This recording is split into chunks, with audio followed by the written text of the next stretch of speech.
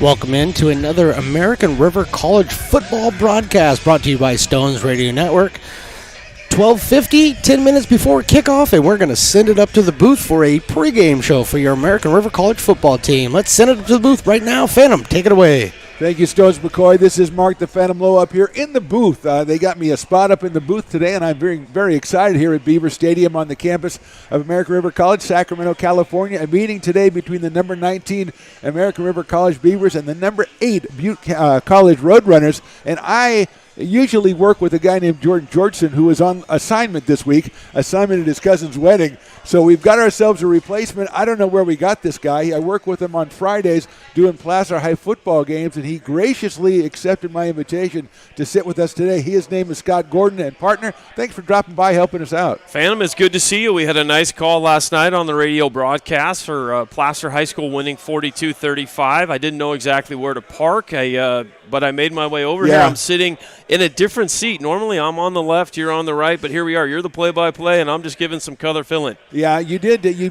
rookie mistake where you parked. I wasn't going to say anything. I saw your car. I could have told you to come around the other side on the south side. I did not. I chose to let you live your truth. And but even with that, I am happy that you're here. And I tell you, we got a pretty good ball game. American River was 1-3. Now they're 3-3. They have had a couple of wins in a row. They beat Modesto 29-28, and they went on the road and took a high-scoring affair up in Reading against Shasta College, 53-43. So they're out here taking on a Butte College team that has a huge win over San Francisco City College and sits at 4-2. 4-2 coming off a nice win last week over Santa Rosa, 24-10. These teams have played 3 times before, with American River winning 2 of them. But when we talked to the coaching staff earlier this week, had a chance to talk to Lou Baez, the defensive coordinator. He said this is always a last-minute, last-second affair. It either goes into overtime, it's either a Hail Mary, it's a big kick. And if you think about the history of both of these programs, Butte Junior College, ARC, this is a program that puts their players in 4-year places and not just D2 or FCS. This is FBS. There's a lot of big eyes that are on this team. And this game today is critically important for both these teams. You got 3-3 against 4-2, and you feel like the winner really is propelling themselves towards the end of the year. Exactly. We've got prospects on both sides. And, yeah, you've got a conference race, which these teams are in the thick of, as you say, but you've got 8th-rated Butte College, but you have look up at number 5, and that's Sierra College, and that is a foe for both of these teams as well. So they're trying to keep pace with them. I thought we'd take a look at what each team has to offer on the offensive side. And, Scott, you can comment on this because we're going to start with Butte and with their quarterback, Tanner Hughes, out of Pleasant Valley High in Chico, a big guy at 6'5". He leads the way. He's averaging around 60% completions, 1,100 yards, 12 touchdowns to only 1 interception. He's a big guy. I'm watching him warm up right now. Very, very strong arm. And if you think about their offense, they've got tremendous balance, almost 200 yards through the air, over 150 on the ground. They're scoring almost 32 points a game. They do it really on the ground and through the air. And as you mentioned, from a quarterback's perspective, it's in a game like this, you don't want to make the critical mistake. And so far this season, if you look at Tanner Hughes, the sophomore from Pleasant Valley High School, he's got those 12 touchdowns against just 1 interception. They've played against some pretty good teams. 6 games into the season to have just 1 interception means he's making good decisions. And as I said, watching him warm up, he's big, he's physical, and he's got a very strong arm. Well, and then we're going to have this segment's called Beyond the Stats, because I found a number that I thought was interesting. Tanner Hughes, as we talked about, threw for 1,100 yards, 12 touchdowns, 1 interception. He has 38 carries for 98 yards, which isn't too much, but he has 5 touchdowns. And so does that indicate to you that he is Mr. Quarterback Sneak? Is that what's happening there? He's grabbing all the glory on those 1-yard runs? Well, he's going to get it with his size. He's going to get a quarterback sneak. It's going to be about 2 yards per carry. The one knock is people forget this. In the NFL, they take sacks out of the rushing category. But in college and in high school, they don't. So some of those carries get knocked against him. So he actually has some downfield runs. They run a very spread, very open attack. You can see when they're warming up, they're going to do a lot of pistol looks. The pistol looks set up for a lot of play action. That's the big design. Chris Ault invented it at the University of Nevada when Colin Kaepernick was the quarterback there. It's designed for play action. It's designed to give the quarterback the ability to run if he doesn't see anything down the field. And with an experienced quarterback like that, he's just going to make good decisions. Yeah, and I think the first time I met you or something, didn't you say that you actually had an idea that was actually your idea, that whole offense? I think you did. I think you said you had Colin Kaepernick's ear and you kind of whispered a little thing. Maybe I got that wrong. I'm not sure. But let's look at a couple of his targets, Scott, if we can. And basically, number one, Jalen Hammer, who has 26 catches, almost 500 yards, 8 touchdowns. A big game last week, as you mentioned, against Santa Rosa. 8 catches, over 200 yards, and a couple of touchdowns. He's somebody, obviously, that the defensive backs from American River are going to have to key on. Well, when I asked Lou Baez yesterday, the defensive coordinator, I said, what are you going to run on the defensive side? He said, we're going to have a 4-man front, but then from a coverage perspective, we're going to run about 9 or 10 different things because of all the different looks that Butte gives us. They've got 3 or 4 receivers. They've got a tight end. They can throw to their running backs out of the backfield. We really need to find out where we need to lock them up. Obviously, they've got some primary targets they're going to be focusing on all game, but from a defensive standpoint, that's the chess match that you and I are going to have to watch closely. What adjustments do they make quarter to quarter coming out of the halftime? Because we both know this is a balanced offense that can hit you both ways. Yeah, we talk about Hammer on the passing game. What about Caleb Ramsey, the running back? 71 carries, almost 400 yards, 3 touchdowns, also 9 receptions. So he is a dual threat coming out of the backfield. As you said, that's Tanner Hughes likes to make use of his backs. Well, and it's kind of interesting. He's from Elk Grove, right around the corner here, Monterey Trail. Right. Monterey Trail played on that team that beat Folsom High School and broke the winning streaks a couple years ago. An outstanding running back. It's curious because a lot of the coaches on ARC are from the Elk Grove area. The offensive coordinator, obviously Ryan Gomes, who coached at Consumnes Oaks. But Caleb Ramseer, 5'11", 190, is just a guy that, I mean, unbelievable if you look at the number of yards he has per carry, but also how he finishes his runs. All right, let's take a look now at the American River College when they are out on offense. Coach John Osterhout and his ball club with his offensive coordinator, as you mentioned, Ryan Gomes. It's been a dual quarterback system, Scott, the entire season. Kenny Leith had a good game against Shasta last week, so he is going to get the start today. He's thrown for 532 yards. Matt Carlisle for 500. And you talked with Coach. We think that we're going to see both of them today. No doubt we're going to see both of them today, and the bigger question isn't necessarily the quarterback, it's the offensive line. They're starting mostly freshmen along the front against this veteran Butte defensive front. But we'll see Kenny Leith, we'll see Matt Carlisle, both good quarterbacks, both freshmen.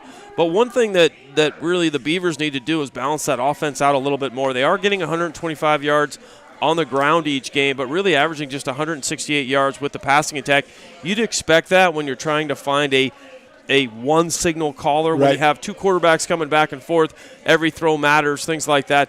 They do seem to be getting more comfortable. The last 2 weeks the offense has kicked in. Obviously they like nothing more than win 3 in a row. Absolutely. Let's take a look at the running attack because, as you mentioned, 125 a game, but after about 3 games, Coach decided he wanted to go with a couple of bigger backs, and he put Joshua Moore, he put Casey Riley in the starting lineup, and they've got a lot more reps lately. Joshua Moore, 27 carries, 137 yards. They give them a little bit bigger, a little bit different look, and how important is that in the junior college game? You got to have a couple of guys, not just fast, but you got to have a couple of guys that can handle the middle as well. Well, if you look at their carries, there's a couple of things too. They got to handle pass protection as well. If you want to get your quarterbacks established and you have a young offensive line, you need veteran running backs. And if you look at it, they've got 212 carries on the year, but spread, if you think about it, 32 carries for one, 32 carries for another, 32 carries, 27, 36.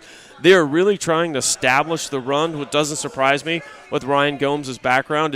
It's a spread offense, but it's run, force you down, and then pop one over the top. Yeah, Tariq Parker, Turi Hendrick, Monty Jacobs, Casey Riley, as we mentioned, some of the names we're going to see in the backfield. And when you look at the targets for Kenneth Leith or for Matt Carlisle, the one that stands out really is a guy who's getting a lot of attention from everywhere, and that's Grayson Barnes. Well, you love it. You know me. I love a tight end. I know you do. Tight end is my favorite player on the team. Across the middle, baby. He's always open. And so Grayson Barnes, just a sophomore coming in this one, 28 catches, 386 yards. He is the number 1 target. And for a young quarterback that's a freshman that's looking for a safety belt, right over the middle of the field, over in the flat, high percentage throw, you can always find a tight end. And when you're trying to get the offense, especially the offense that runs the ball as effectively as the Beavers do, there's a lot of play action. That means the tight end's going to be wide open going up the seam. Yeah, finally, right before we break here, we're going to have the Star Spangled Banner very soon, but I want to, give you a clue because I've been at a couple of games here I've watched, but I want you to keep an eye on number 5, Robert Freeman, a guy who was electrifying on punt returns, on kickoff returns, and as a target in the passing game. Well, he's from El Cerrito, shorter guy, but very, very fast, very, very electric. And it's, he's the kind of guy that gets the sidelines fired up because, as you know, nothing's better than a big special teams play. You block a punt, you block a field goal, you take a big punt return or kick return for a touchdown. It can change the complexion of a game. And in a matchup like this that has come down to overtime or last-second plays, special teams and turnovers are the two things that we really need to watch for. Yeah, and also number 1, Brandon Barthel, we take a look at in the pass game as well. That's our Beaver pregame with our buddy Scott Gordon. I'm Mark the Phantom Lowe. We're going to take a break for the national anthem. We'll be back with the start of this one. You're watching American River College Athletics on YouTube, presented by the Stones Radio Networks.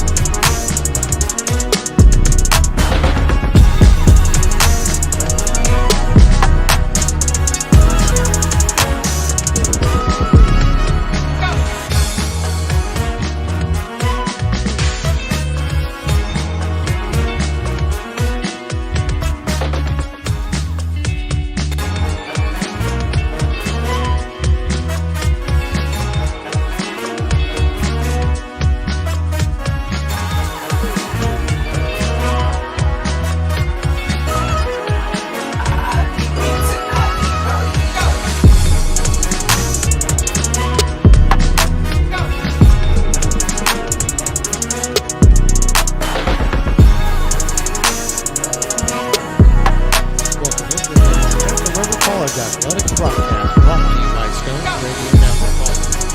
Today we have the ARC football team taking on Butte College. And now with the play-by-play, I give you Mark the Phantom Lowe. Thank you, Stones McCoy. I'm up here with Scott Gordon. We're going to bring you the American River College Beavers against the Butte College Roadrunners, number 19 against number 8. And we'll get it started here in just a minute as the Beavers settle in. As we said, 2 in a row, Scott, and you said 3 in a row sounds pretty good, but at 1 and 3, 2 in a row sounded a little bit out of reach, and now that they've done that by kind of finding a little bit of an offense, do you look at this game as more of a defensive challenge for the Beavers or offensive? I think it's a challenge on both sides of the ball when you're playing a team like Butte, but you know, if you look at the history, John Osterhott took over on the interim basis in 2014. They've done some amazing things. They've had records like 10-2. They've won the state playoffs, things like that. For them to start off 1-3, you got the sense talking to the coaching staff, this is just not something they were used to. So for them to right the ship, get a couple of good wins, and they had some other games. Obviously playing San Mateo, losing 24-14. They have 7 turnovers, make some kicking game mistakes. Yep. They feel like if they play a clean game, they play within themselves, that they have a really good opportunity today. American River going to kick it off, and Butte College on the receiving end. They'll be going from our right to our left, which is from the south to the north, I believe. And we are just about ready to get going here. Butte College has risen all the way to number 8 in the state rankings. They were number 10 before a win over Santa Rosa. They have the big win over San Francisco this season. Before we go too far, shouldn't we be congratulating somebody? Your partner, Jordan, didn't he just get engaged? Oh, I think he did. But, I mean, like I said, he's on assignment right now at his cousin's wedding, so he doesn't really want his whereabouts known. So, I mean, when you see him, if you want to drop him a text or something, that'd be fine. Although I think he went to Disneyland right after or something, or he proposed at Disneyland. I don't know. That's kind of a rookie move. Well, and then he hurt himself at home with the ankle, and so he's having trouble getting down on the knee, and he had to just propose much quicker than he did. He actually got a proxy to come in and propose for him. Did you do it? There you go. I was called, let's put it that way. All right, mister, let's get to some football. Zach Schreiner going to kick it away for the American River College Beavers, and he fakes it, and the referee says, no, I'm not quite ready to go yet. Scott's not done with his analysis, and we are not going to start us a football game right now. Yeah, that's something we're going to have to watch for. The wind is going very steep left to right, and the ball just rolled off the tee, so they're going to bring in somebody to actually hold it, and that's going to be the safety for the kick. We saw this last night in our high school game, that the wind was a factor in the passing game and the kicking game. Look at you paying dividends already, noticing stuff that's going on, and the wind blowing it off the tee and everything. I just thought somebody said, wait a minute, I don't feel like it yet. So here's Schreiner. And the kickoff down to in the end zone, all the way through the end zone. A good kick by Schreiner, and that looks like that wind kind of helpful on that one, Scott. So here we go with Butte College coming out. Tanner Hughes under center, and as you said, a big job for the Beavers defense to try to get that initial stop because, when you're in a situation like this, you won 2 in a row, you want to go out and start on a big note. Well, most likely they won the toss, deferred to get their offense on the field in the second half, and they wanted to kick the direction they want to. So far they're 2 for 2 with what they wanted to do. But when they look at Tanner Hughes, they've got a big guy they've got to stop. 6'5", 235, 12 touchdowns, and he can also move with his legs. So you got to think of they're going to have somebody spying him. Yeah, Cian Sloan has been an incredible job with 9.5 sacks on the season, so he looks to put some pressure on Tanner Hughes, who is back with the running back behind him here. 1st and 10 from the 25. H-back in motion. He's going to throw it right out to the right side to the H-back. Is picked up out there 5 yards, 8 yards out to about the 34-yard line. So a quick pass by Tanner Hughes, a completion and a gain of 8, and that'll set up a 2nd and 2. Kai Wallen, the outstanding defensive end, almost knocked that down, but he didn't. It went right through his arms, and they pick up a quick first down. They're going to give him 10 yards on the play. So here's Hughes again. No running backs. He throws a quick pass again over the middle. One tackle is broken. And a 15-yard gain. The ball is loose. Let's see if he was down. It looks like the Beavers have it, and that is going to be a fumble. Let's see. The receiver, I think, was number 83 on that one. And he was hit. It's Zach Woodall. He was broke a tackle and then was hit by 2 Beavers simultaneously, coughed the ball up, and American River falls on it. They've got the first turnover at their own 40-yard line. We talked about in the outset, turnovers, and there was a first down pickup. A good throw, as you said, to Woodall trying to run over number 17, the defensive back, the safety who came up and just laid the wood. The sophomore out of Whitney knocked the ball loose. So now American River gets the ball at their own 40. So this game has started off in the way that the Beavers wanted it to go. Yeah, shout out to Dom Spence, number 17, Leith behind center. In the shotgun, one running back behind when he hands that one off, going to run the left side, and through about 4 yards, and they get that scrum thing that you love so much, Scott. Pick up about 6 yards. I believe that was Tariq Parker on the carry. It was Tariq Parker. They ran that play. They have it on the left hash, so we see that a lot. They run that into the boundary because the defense has to shade to the field side, the stronger side, so they get an extra man on the block. They pick up 6 yards on first down. Nice gain, and that'll set up officially second and 3 as Tariq Parker, his 33rd carry of the season. And he is still behind Leith, who is in the shotgun. 2nd down after the turnover for the Beavers. He's going to go ahead and hand it off up the middle, going out to the right side, cutting it back, but just a gain of about 2 yards. I think that was Parker again on the play. So setting up an early 3rd and 1.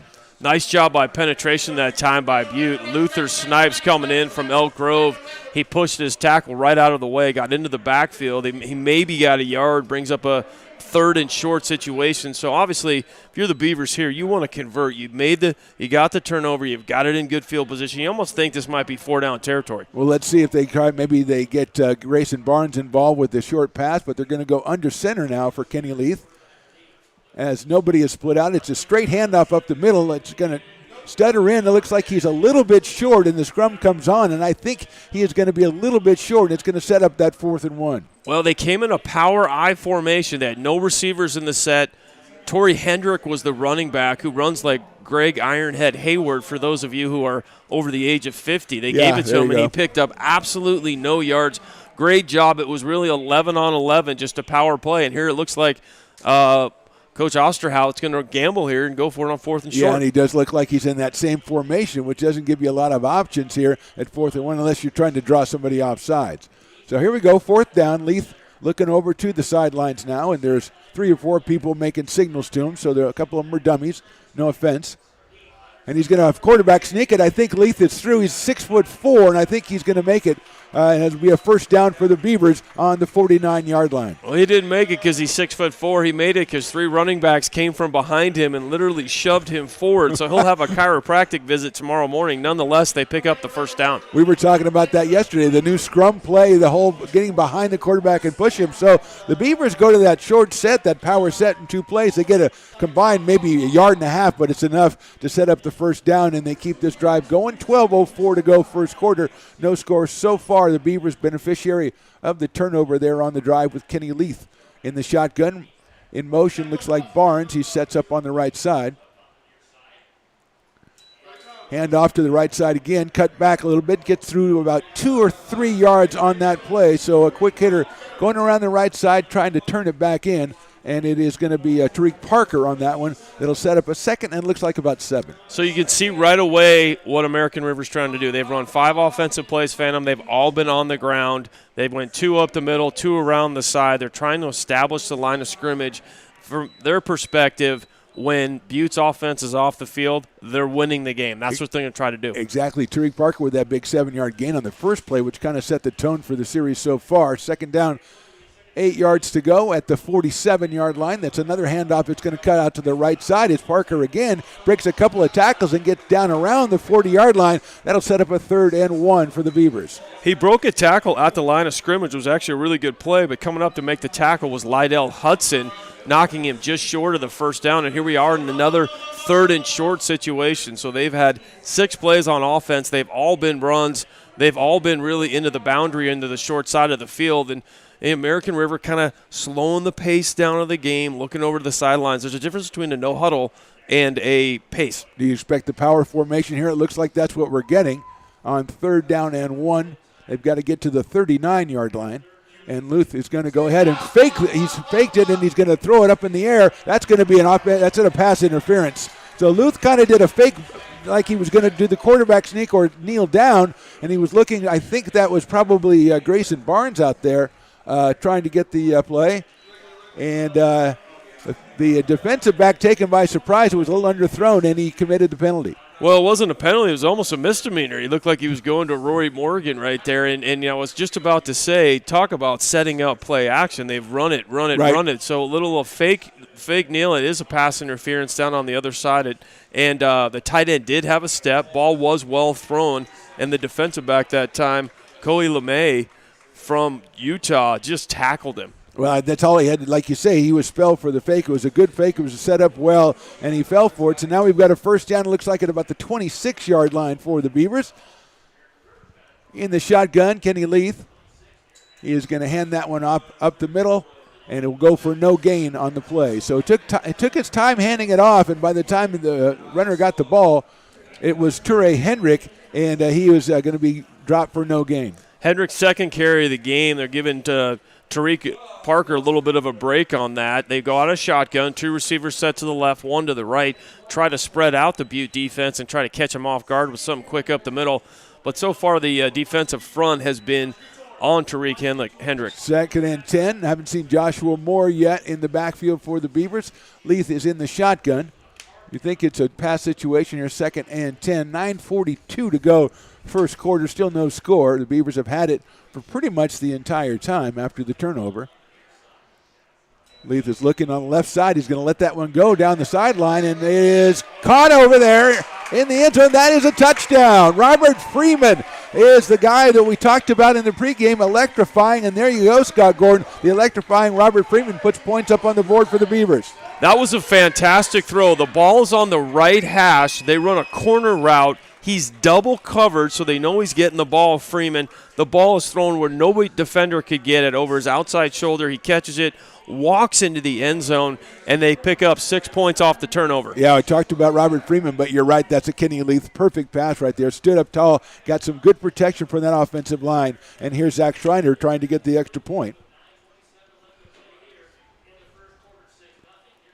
Here's the extra point by Zach, and it looks up, and it is good. So 7 points up on the board for American River, and not only 7 points, Scott, so you know they're feeling good about that, but 7 points off of a turnover. Well, and Butte came out, first play, pick up a first down, second play, pick up a first down. Looks like they're going to get into a little bit of a rhythm. Great job by Spence knocking the ball loose. They have the ball at the 45, and give American River a lot of credit. They went for it on 4th and short. Yeah. Then they had a 3rd and short. They tried a little trick play. They force the penalty, and then right after that they run it and then throw it over to the corner, and that was a great throw for these quarterbacks that have been juxtapositioning all year, who's in, who's not. That was you can't throw a football better than that. Yeah, and if you're going to script the first 6 minutes of the game, you couldn't very well script it any better from the American River standpoint right there. So when they come out here now, they're a little bit up. They're feeling good about themselves. What do they have to do in this series? A defensive coordinator loves calling defense when you're in the lead. It's the easiest time to call a defense. So now what they gave them a chance to do is sit over here while their offense was eating up clock and say, all right, they hit us twice with the tight end. They threw it quickly out to the side, quickly out over the middle. So now what do we need to do defensively? So we gave Lou Baez and the defensive staff a chance to look at the film on the first 2 plays and make some adjustments. Yeah, you're right. They really went to the air a lot in those in that first couple of plays with Tanner Hughes with the completions to Waddell and others. So here we go. 9:27 to go, first quarter. American River out on top. A little bit of a surprise, I think, 7-0. A very good drive after the turnover. And here's Zach Schreiner again. He's going to that's a little bit of a shorter kick, but I think it's still going to get into the end zone and be a touchback. So a touchback for the Roadrunners. They'll come out and they'll have a 1st and 10 to go. Second possession of theirs, and they're feeling like they got to come out and erase some of those past mistakes, and so they'll be looking to move the ball. Interesting to see, Scott, if they'll go to the ground game a little bit more here, as we haven't seen it yet. Well, it's early. They're a veteran team, and they were moving the ball the way they wanted to if they didn't get the turnover there, so you don't really need to get out of it. I mean, there's more than 9 minutes to play here in the first quarter. There's no reason to hit the panic button. But, for the defense, really what the offense needs to do is give the defense a chance and a breather to figure out how to slow down the ARC right now. Yeah, because they were on the field for about 5 minutes or so. Here we are, Tanner Hughes in the shotgun, running back behind him. He is going to go ahead and hand off to that running back on the right side. No, it's a fake, and they got a guy coming around from the right end, and a good gain out almost to the 44-yard line. That is number 3, Troy Davis. The fake into the line. Troy came from the right end position around the quarterback and down the left side for the big gain. Now they're going to go with a little bit of tempo again. You're exactly right. We thought he gave it to the first back through. It was a great fake, and they bring it around to Davis on the end around, pick up 22 yards on first down. So the problem for the Roadrunners, or the problem has not been getting yards. The problem is holding on to the football. Right. In that case, they went ahead and a running play, but not a real running play, so they still haven't used the running backs, but well faked on that by Tanner Hughes, and he is in the shotgun here, 1st and 10 from the 43-yard line. A low snap, and he's got it on the ground. He's going to just fall on it, a smart move, and he lost 3 on the play. A self-inflicted wound right there. That's always an interesting one when they have a player in motion from the slot going across, and they're trying to time the snap so perfectly, but you can't be against the sticks. I mean, that is a self-inflicted wound. That's what they did the last time they had the ball. 2 first downs, got the fumble. Now they pick up a great pickup on first down and then snap it low to the quarterback and lose 6 yards on second down. Yeah, it is a loss of 6, not 3, so it's going to be 2nd and 16 from the 36. Hughes in the shotgun, 1 back behind him. In motion from the right side. It's a pitch out to the left side, the short side, and it's closed down quickly by American River College. That's Caleb Ramsey, the running back. That's the first real running play that we've seen from the Roadrunners. They ran him to the short side, Scott, and I think that helped out the Beavers. Well, they did. They ran that little quick sweep, which we're seeing more and more of in college football. Catch it, sweep, try to get the edge. But, one of the strongest parts of the Beavers' defense is their defensive front. We've been talking about Kai Wallen, who almost knocked down the first pass. They've got a great defensive front, those front 4. They did a great job of just keeping him lateral left to right. Couldn't go north to south. 3rd and 13 now from the 39-yard line. Got to get to the 47 of the Beavers. Hughes in the shotgun, got a running back to his left. He's going straight back to pass, looking up the middle, lets it fly. Closed in by the Beavers, but it's a completion, and it will be a first down, I think, for the Butte College Roadrunners. A well-thrown ball by Tanner Hughes. He hit DJ Jackson on that for the first down. DJ Jackson was in the slot, ran a post route, knew exactly where the sticks were. That was a big-time throw, right on the numbers, right where the number 1 and 1 for 11 for DJ Jackson, who's from Bishop Manogue High School over in Reno. Good route.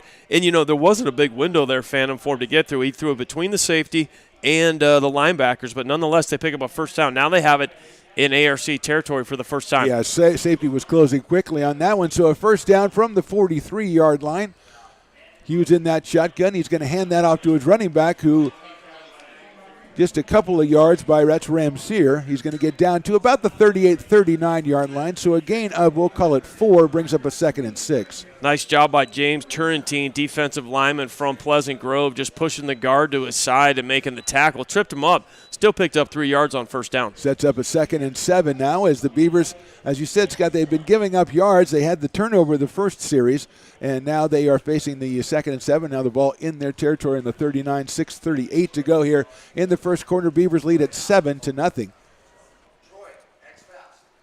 Hughes talking to Ramsey in the backfield, who was on his right, and then we're going to have a timeout, I think, for this time for Butte. They're going to call a timeout here. So with 6:28 to go, and American River in the lead 7-0. So Scott, you pretty much predicted what Butte was going to do, which is just what they've been doing, and they come up with, as you said, a big throw there on 3rd down to keep this drive going. Well, you got to give them some credit. They had a self-inflicted wound. They pick up the first down, and then they have the bad snap. They lose 6 yards on 2nd down. And then they try the running play, and then on the 3rd and long, they just do it. It was a very good little pitch and catch. You see the 6'5", 235 quarterback with the strength of the arm that he has. A lot of schools are looking at him, and it's interesting. We're sitting right next to the Butte coaching staff, and you can tell sometimes with an offense that likes to run with some tempo, a lot of their plays are position group, formation, motion, play, and any one of those things that's off, you've got to take a timeout to correct it. And that's what happened right there. So the Beavers, though, I think that probably an advantage for them as well to go ahead and get that timeout from the other side and go ahead and take a break themselves and maybe talk over a few things on their side. So here come the Roadrunners back out on the field. Remember, they're number 8th ranked in the state of California. They got the big win over San Francisco City College early. Lost their first game to Sequoias, but have won 4 of 5 since then. And the Beavers are at 3-3. They've won 2 in a row, and here we go. 2nd down and 7 to go on the 39-yard line. Hughes going to set a guy in motion. That's Troy Davis from the left side coming to the right. Hughes looks to the right, hits it. He's got a running back coming out of the backfield. He's got some room. Scoots through to the 25 and down to the right around the 20-yard line. So a quick toss by Hughes and a big gain for the Roadrunners. Great play concept and design. That time they put Troy Davis in motion. The defense went with him. He took one of the linebackers and cornerbacks, kept blocking out to the side, and then he hit Caleb Ramsey. That's a good arm angle. Did you see he had to go low that time underneath the defensive end? When they say they make all the throws, it's not just they throw with touch, they throw with pace, but you got to have different arm angles. That was a good throw. First down from the 18-yard line, 6 minutes to go here in the first quarter. Hughes in the shotgun with Ramsey behind him. He is going to look left. He's going to pull one over for the corner. It's defended well, but I think it is completed for a touchdown for Butte College, but it looks like we might have a penalty on the play, so we'll hold off a bit. We'll get the number of the guy who made the catch right in the corner. Another good throw by Hughes, but there is a flag on the play. It was Jalen Hammer, one-on-one route. Great catch over the top, but I think this one's coming back. Just by the way, everybody's walking right here. So we're waiting for the referee to let us know. It is a penalty. Substitution infraction right there. They might have broke the huddle with 12 players. Not sure. You don't see that very often, but it's a 5-yard penalty. Nonetheless, it wipes 6 points off the board. And as you talked about, they have all these things that need to align, and maybe one of them didn't align. Good defense. It looked like by Cole Douglas over there on the defensive hammer, but he just made an excellent catch, and it was a fine throw by Hughes. But now we've got a 2nd and 15. The ball on the 23 makes that 1st and 15. My bad on that. Couple of running backs in. Now we've got a motion man moving up to the line of scrimmage. So just one, and that's Ramsey. They're going to hand it off to Caleb. He goes on the right side, and well shut down by the Beavers. A real good tackle by American River. Going to hold him to about a 1 or 2 yard gain. And that was Josh Tremaine, who was one of the leading tacklers, second on the team coming in, and he makes the play for a good play by the American River College Beavers. Josh Tremaine obviously played at Folsom High School. His brother Tyler Tremaine there, of the Tremaine family. You know, those Folsom players, they played so many big games. There's another penalty flag down here, too. I wonder what the delay was, and this time it's going to be against American River. Looks like a late hit. It looks like, it's an unsportsmanlike or personal foul, so that's going to be a halfway to the goal, it looks like, which will get us inside the 10-yard line. Just trying to follow this referee and see when he stops, and it's going to be right about the 11-yard line. So penalties on the Roadrunners, and now a penalty on the Beavers, and both teams with good plays wiped out by penalties. Yeah, they'll get it 1st and 10 at the 11-yard line. It was a personal foul, probably a late hit. Tremaine did a nice job, but a couple other Beavers jumped on the pile. And here again, The Roadrunners are going to take it. It looks like their second timeout, and the coaching staff, I can tell you right now, Coach Osterhout is not very happy with the officiating about that call. Yeah, and I don't. When you talk about the coaching staff, I don't think the Butte coaching staff is very happy with their players having to spend 2 of their timeouts in the first 10 minutes of the ball game. A team that is 4-2 is kind of moving on all cylinders, and out here kind of sputtering a little bit, maybe thrown off a little by that early turnover, but they've come back and looked really good offensively. And Hughes has shown us, I think, Scott, why people, as you say, are out here looking at him. He's a big guy, and he moves around, but he's also got a really good arm. You don't expect this week 7. You're 4-2. You know your personnel packages. You review them all week. And obviously being able to take 2 timeouts right there is just not something that they want to do on this drive. But that tells you how important this drive is. This is just their second offensive possession. Obviously, they turned it over on their first possession. And so for now to have the ball inside the red zone and to get something moving, they've got to get points on this drive. And that is what they're talking about right now as American River comes back on the field. And it's been a first quarter with a lot of action, a lot of stoppages, it seems like. You don't usually get this many timeouts in the first 10 minutes of a game, especially from a team, like you say, that's been playing well. And now they're ready out here again with Tanner Hughes. Caleb Ranciere behind him. Troy Davis split out to the left side. And now we've got a little bit more of a delay. Now let's see. Again, a substitution infraction. So they broke the huddle again with 12 people. Yeah, second time. That's something I think, like you mentioned, excuse me, Scott, but you mentioned earlier that they got to have like 4 different things working at the same time. But you'd think by week 7 they'd have those 4 different things working on a team that's been playing well. Well, and Phantom, you just came out of a timeout. Yeah, exactly. You just talked about exactly what you want to do. So obviously they've got some communication things to work out. This is a critical play for them. But again, against the sticks now, 1st and 15. Yeah, at the 16-yard line. And Hughes waiting in the gun. Motion from right to left. He's going to fake it to Ramsier and throw it quickly out to the left. Completed out here. Closed down pretty quickly, but a good run after the catch by the Roadrunners. They're going to get it all the way down to about the 7-yard line and set up a second down. Landon Cooper, the ball was pretty much thrown at his feet. He picked it up. He did a nice job. That ball was kind of rushed thrown to him by Tanner Hughes, but now you can see why his numbers are pretty good when you have a tight end like Landon Cooper who catches it and takes it down inside the 10-yard line.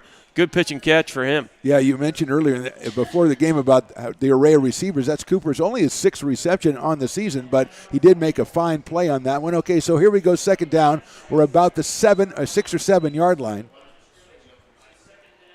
In the gun, Hughes going to pitch it out to Ramsier, left side. He's got a little bit of a hole. He stopped up, cuts back, and he's caught from behind by the Beavers down at about the 1-yard line. It's signaled touchdown by the Roadrunners, but I don't think that counts. I think it's got to be the referee. No, it actually has to be a ref that makes that final determination. It's kind of like a court of law. It's kind of one of those things. Nonetheless, they came out with a power back look, shifted the 2 back, so they had 4 tight ends essentially in the route. They had the ball in the left hash. They ran a sweep down to the short side. I actually thought the running backs took off just a step early.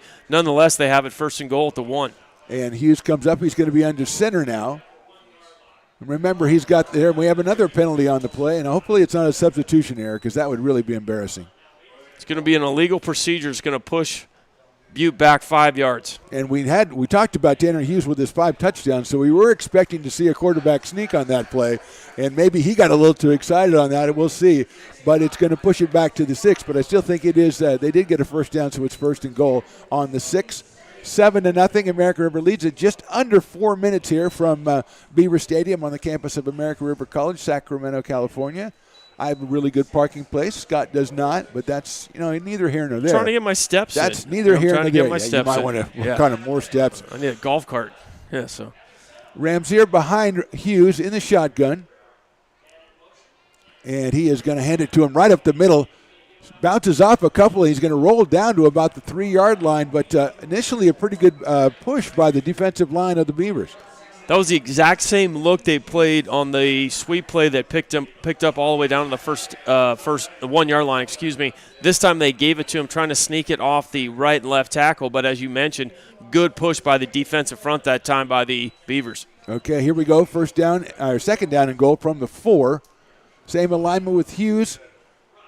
6'5" quarterback, standing on about the 9-yard line in the gun. He's got Ramsier behind him. He's going to go ahead and fake it to Ramsier, roll to the right, try to hit it, and it is completed. Touchdown for Butte College. Hit the tight end on a play that American River almost knocked down. Absolutely. So they're on the left hash. They fake the sweep on this side, roll out, little QB waggle that time. They hit the tight end, Zach Woodell, who was the second catch of the game.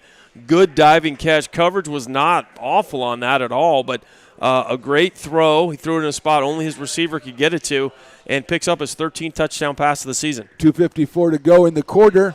The kick by Dante Jackson is right down the middle, and that is going to tie this game at 7. So pretty impressive answer, Scott, by the Butte College Roadrunners, who took that early turnover and touchdown by the Beavers and came back and tied this one up in very methodical fashion, really.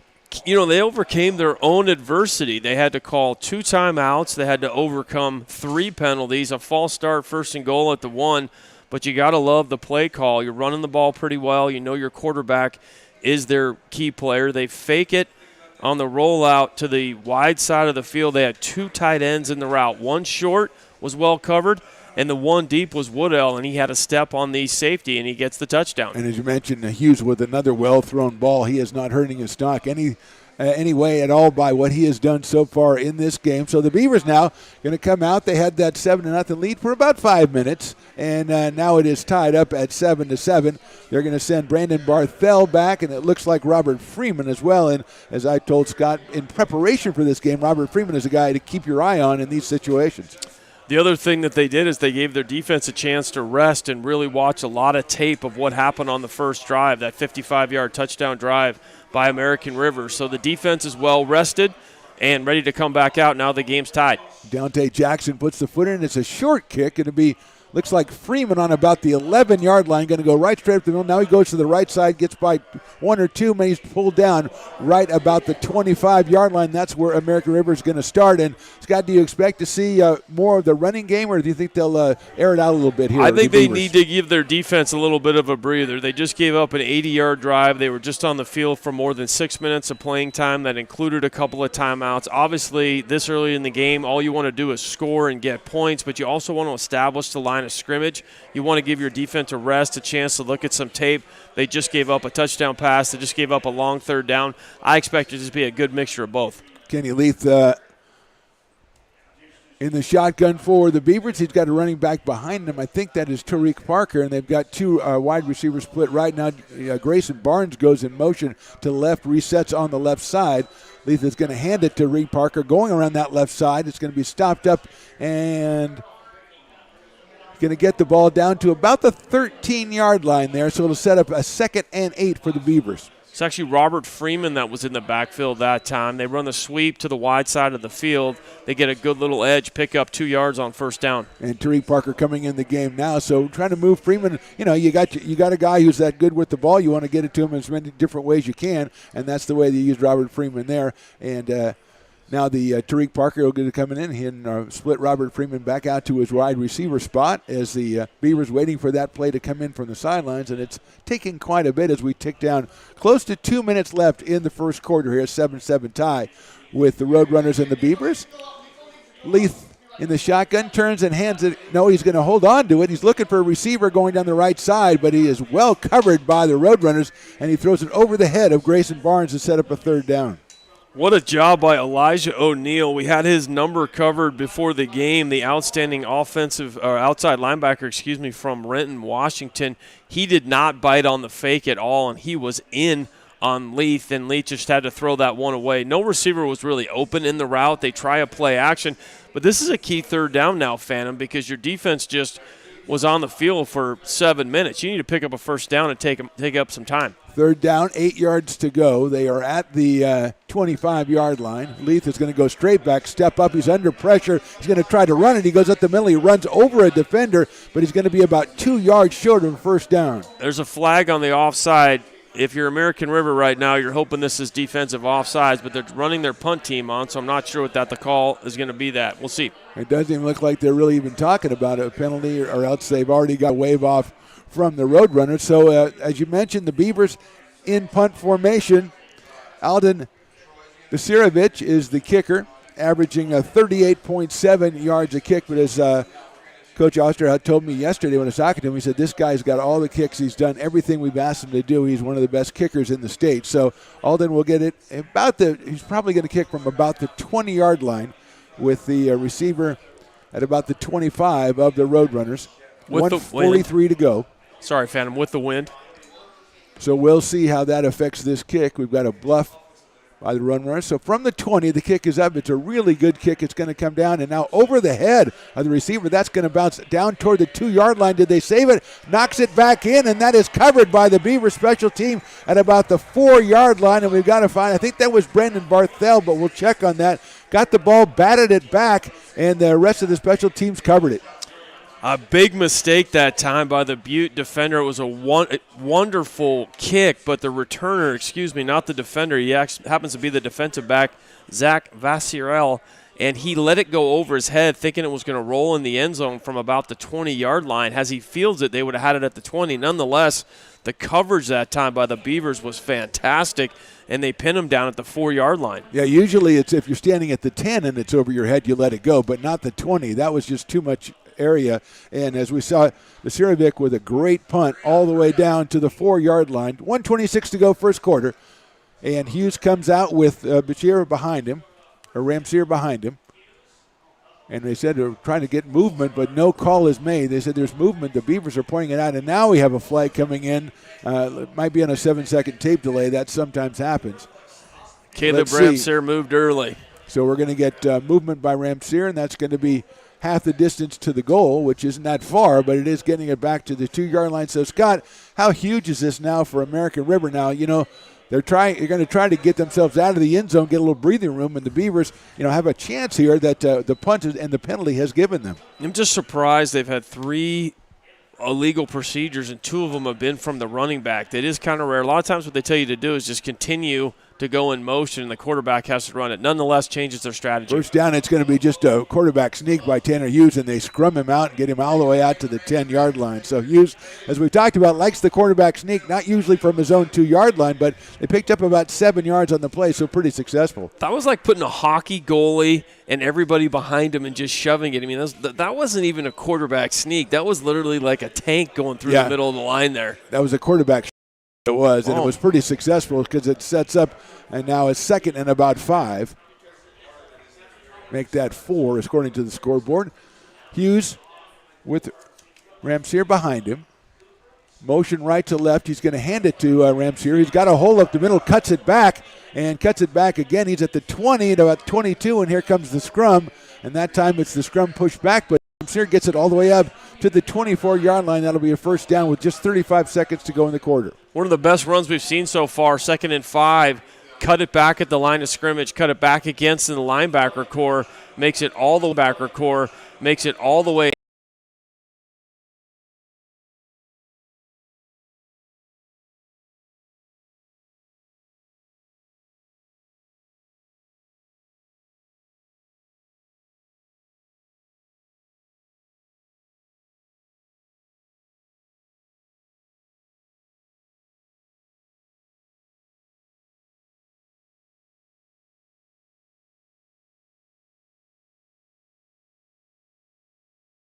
Top-tier community college sports program that provides student athletes with the opportunity to thrive both athletically and academically. ARC Athletics is currently ranked 5th in the state and 2nd in Northern California. With over 19 sports programs, our athletes compete with the region's best athletes. Our diverse and dedicated coaching staff helps athletes develop the skills necessary to compete at the next level. Start your community college athletics journey with American River College.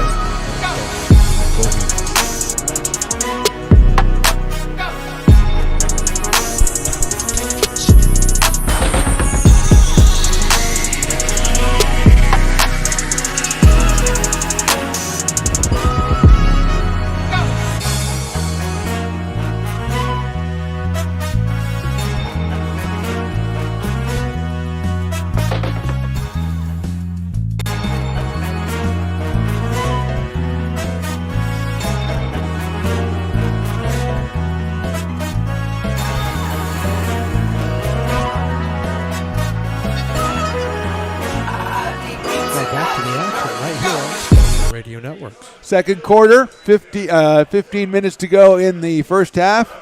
7-7 our score. Roadrunners with the ball. They've got a second down and 6 yards to go. The ball is on the 27-yard line. Hughes back to pass, fakes it to his running back, looks to his right, pressure, he gets it down the middle. Oh, almost jumped by the defensive back, the Beavers, almost with a fine play. It was a fine play to knock it down, Scott, but almost had the pick. Great job of getting pressure in on Hughes as well. They may kind of force the throw. He was going to the tight end, Zach Woodall, the third time there, but that ball could have been intercepted. It looked like Tochi Noraka back there at the defensive secondary spot could have come up and had the interception. Nonetheless, it'll be 3rd and long. Yeah, they need that pressure, like you mentioned. They need to get pressure on Hughes, and that sets up the third now. 3rd down and 6 to go from the 27. Just getting started here in the second quarter of a tied game. 3 receivers out to the right. He looks to the right. He gets it down the middle, and he throws it down at the feet of the receiver and behind the receiver. So the American River College defense, a big hold right there, Scott. Yeah, they held serve there. They actually were checking the coverage. They had DJ Jackson go in and go back out to see if they were in man. They weren't. They were in zone, and there was really nowhere for him to throw the ball. He threw the ball at the feet of Jackson. So big stop that time by the Beavers. Yeah, Dante Jackson now back to punt. He averages just under 42 yards a punt, and he's got the wind on his side, so we're looking for a big punt right here. He'll be putting foot to it at about the 15. Almost blocked by the Beavers. A beautiful punt, sending Freeman back all the way to the 16. He circles around. He's going to go left. He's just going to use speed, and he gets around to the 30. He's going to get to the 35 to 40 and goes down the sidelines. I think he's probably knocked down right about the 43-yard line. And, Scott, that's what I told you about Robert Freeman. Well, he went to the left side, and he just took off like a shot out of a cannon. Great job of just finding open space, not dancing. But Jaden Alexander, number 7, almost got that and almost blocked it, which would have been a huge play. Yeah, it was a fantastic job by Freeman. A beautiful punt, though, by Jackson. A beautiful spiral, but I think the old outkick the coverage kind of thing, but Freeman turns it into a big play for the Beavers. First down from the 43 now. Kenny Leith looking to his right side. No, that's Matt Carlisle who comes in. He throws a pass and throws it over the head of his receiver. And kind of a misfire there on the first down as Matt Carlisle makes his debut. Matt Carlisle checks in. He was trying to hit the tight end on a little bit of an out route. He also had a receiver running open, Tanner Ruby, up the sidelines, and the ball fell between the two of them and wasn't sure whether he was trying to hit the tight end on the out or Ruby up the seam. Nonetheless, he's 0 for 1 on his first attempt. Yeah, Matt comes in and immediately they put the pass in play, but he is looking over to the sidelines now, got one running back behind him, and he is in the shotgun. That is Freeman in the backfield as he has done a couple of plays ago. So 2nd and 10. Freeman going out to the right. Now it's going to be a run by Carlisle. Called run. He's got room. He's at the 50, the 40, the 40, down to the 36-yard line. So a quarterback draw just pulled that out, threw the pass on the first play to kind of get us going. And now it's a little bit of movement out there. Let's see if there's a penalty on the play. Great job on a predetermined quarterback draw into the short side of the field. They motioned the running back to the right to move the linebacker out of the way. Great job that time by Carlisle running down and finishing the run. There's a flag at the end of the play. Oh, face mask. So tack 15 onto this. Good eye on that one, Scott. So that's a big play in more ways than one. But Carlisle threw the pass, looked a little shaky, but there was nothing shaky about that quarterback draw. And we have seen him. He's 32 rushes on the season, as you pointed out. Sometimes that includes sacks at this level, so it's really kind of hard to tell. But a couple of games that we've seen him play here at Beaver Stadium, he has been very successful moving the ball with his legs, and that adds that another component out there. And it looks like Tariq Parker is back in the backfield behind Carlisle as it's first down from the 21-yard line. He's going to hand the ball off to the left side, cut back. That is Parker, and he gets all the way down to the 15, maybe to the 14-yard line. Nice first down play, Scott. Great counter play that time. There was a good hole and a good job of following his blocking at the left side right there. Now they're going to go a little bit of tempo. A little bit of fast movement out here. So 2nd down. They're going to hand it off to Parker again. Kind of the same play. He gets out, better pursuit this time, and Parker's going to be tripped up. Looks like right around the 12-yard line. And so I think they're still going to be about a yard short of that first down. Sometimes teams do that. They say, Dumbo, just run it again as quickly as they can if they get a look that they like. The first time he actually took it inside. That time he tried to bounce it outside, so brings up a 3rd and short. Now we'll see that power formation. Yeah, Casey Riley coming in with a couple of tight ends as well. I like that, Dumbo. That's good. I like that. That's well done. Dumbo, because hey, you dummy, we're going to run it again. Run it again. Something. I don't know. I don't know what the reason is, but I still like it. So everybody looking over to the sidelines to get the play on what is being described as a 3rd and 1, and you're right, they're in the power formation with Casey Riley behind center number 37 out of Orville, and fakes it to him. He's got a guy on the right side. He's completed, and that is a touchdown for the Beavers. They faked the power play, threw it out to the right side for the touchdown, well thrown by Matt Carlisle. Great job. They have now had that power formation on 2 times on 3rd and short. Probably know you're going to go for it on 4th down there, Phantom, so you figure why not just fake it the first time and throw it over the top. So a great job of Matt Carlisle coming in, a big run. They run Tariq a couple times, and then they go play action over the top on 3rd and 1 to get the touchdown. I think that was Ian Simpson on the other end, number 88. They had a couple of tight ends on there. And now we've got we're splitting away in our formation to kick the extra point. The Beavers going to another formation, and all of a sudden everything's stopping because they can't do that. What happened was they moved out wide, and the Butte jumped. So now they have a chance. Do they go for 2 or not? Why not just kick the extra points? They're chasing points. Well, I mean, and you got Zach Schreiner out there, as we said. He's 10 for 10 on the season on extra points. So I don't know. Yeah, I don't know what the exercise was. So they're going to decline that and go ahead and turn it over to Zach. The Beavers lead at 13-7 here. 12:48 to go, second quarter. Streiner's right foot goes through it, and it is good. So the extra point is good. And so a very, very impressive drive with a quarterback draw, a couple of good runs by Parker, and then a fantastic misdirection there for the touchdown. All started off by an outstanding return by Robert Freeman, who did the exact opposite thing as the Butte punt returner did. He caught it, he fielded it out about the 15, brought it out to about almost the 40-yard line. Matt Carlisle comes in, misses his first throw, but after that we see the strength that he has, a big run, tacked on with a 15-yard penalty.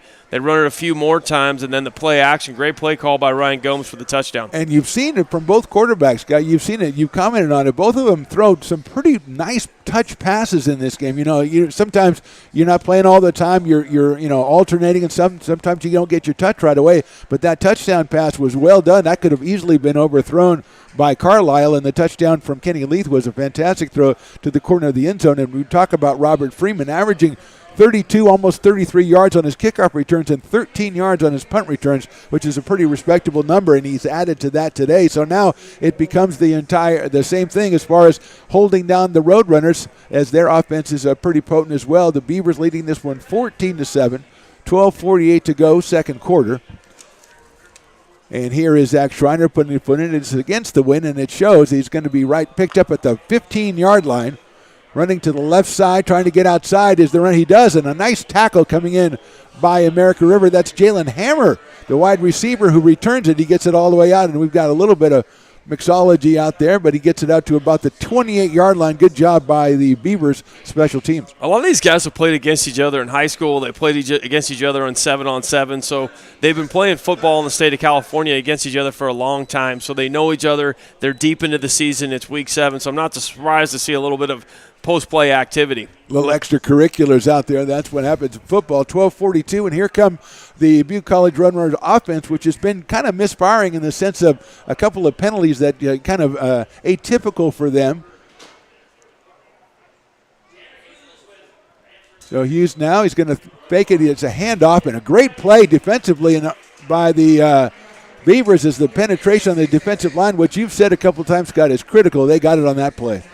Well, they're trying to run into the boundary, the short side of the field, and coming up from his defensive line spot is Luke Levengood. Fantastic play, 6'4", 245 from Vacaville, and he basically, it's almost like he was in the huddle and knew what the play was. So first play goes for -3 yards. Yeah, trying that the belly series, going right up the middle And the Beavers defense is there, setting up a second now officially and 12 minutes to go here in the half. 14-7 Beavers lead at Hughes in the shotgun motion from left to right. Hughes with it. He's going to throw it out to the motion man, but we've got defenders for the Beavers. A tremendous play out there, dropping him at the 21-yard line. What a play by the defensive back. Looked like number 40, Robert Matulich, the linebacker, was on that one. They threw it to the motion man, Scott, and they were all over him. Yeah, tried to fake things up, roll him a little bit right. He had a receiver deep, a receiver short. He dropped it off short to Hammer, but Matulik did a great job with the open field tackle, and now it's another negative play. It's 3rd and long. Now,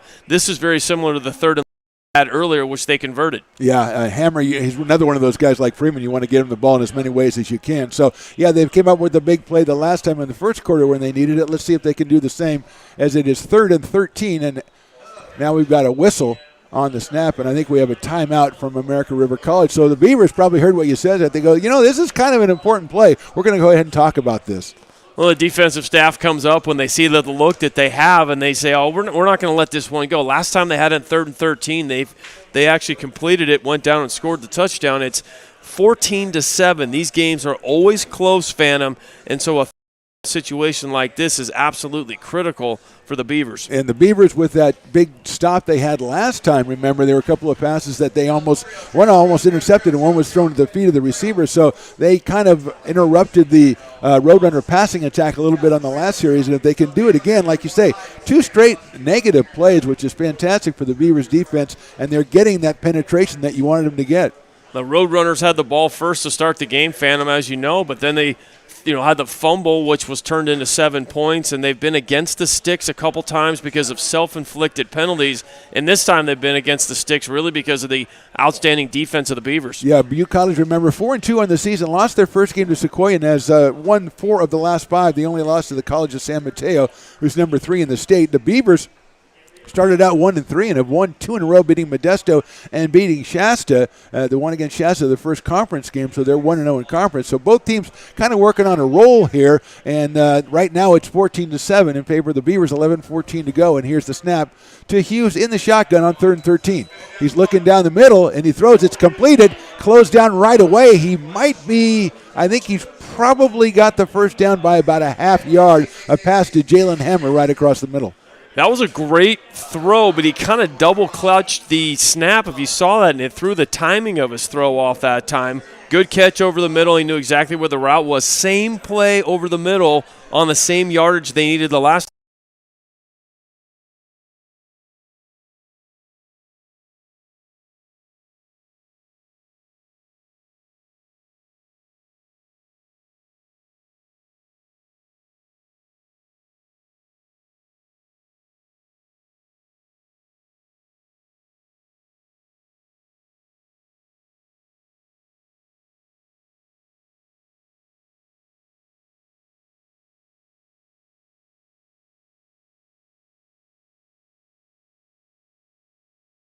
$5 yards when really there was nothing there. Absolutely. He recognized right away, and rather than kind of blame somebody, he just took off. So that brings up a 3rd down. Looks like 3rd down and 6 from the 41-yard line.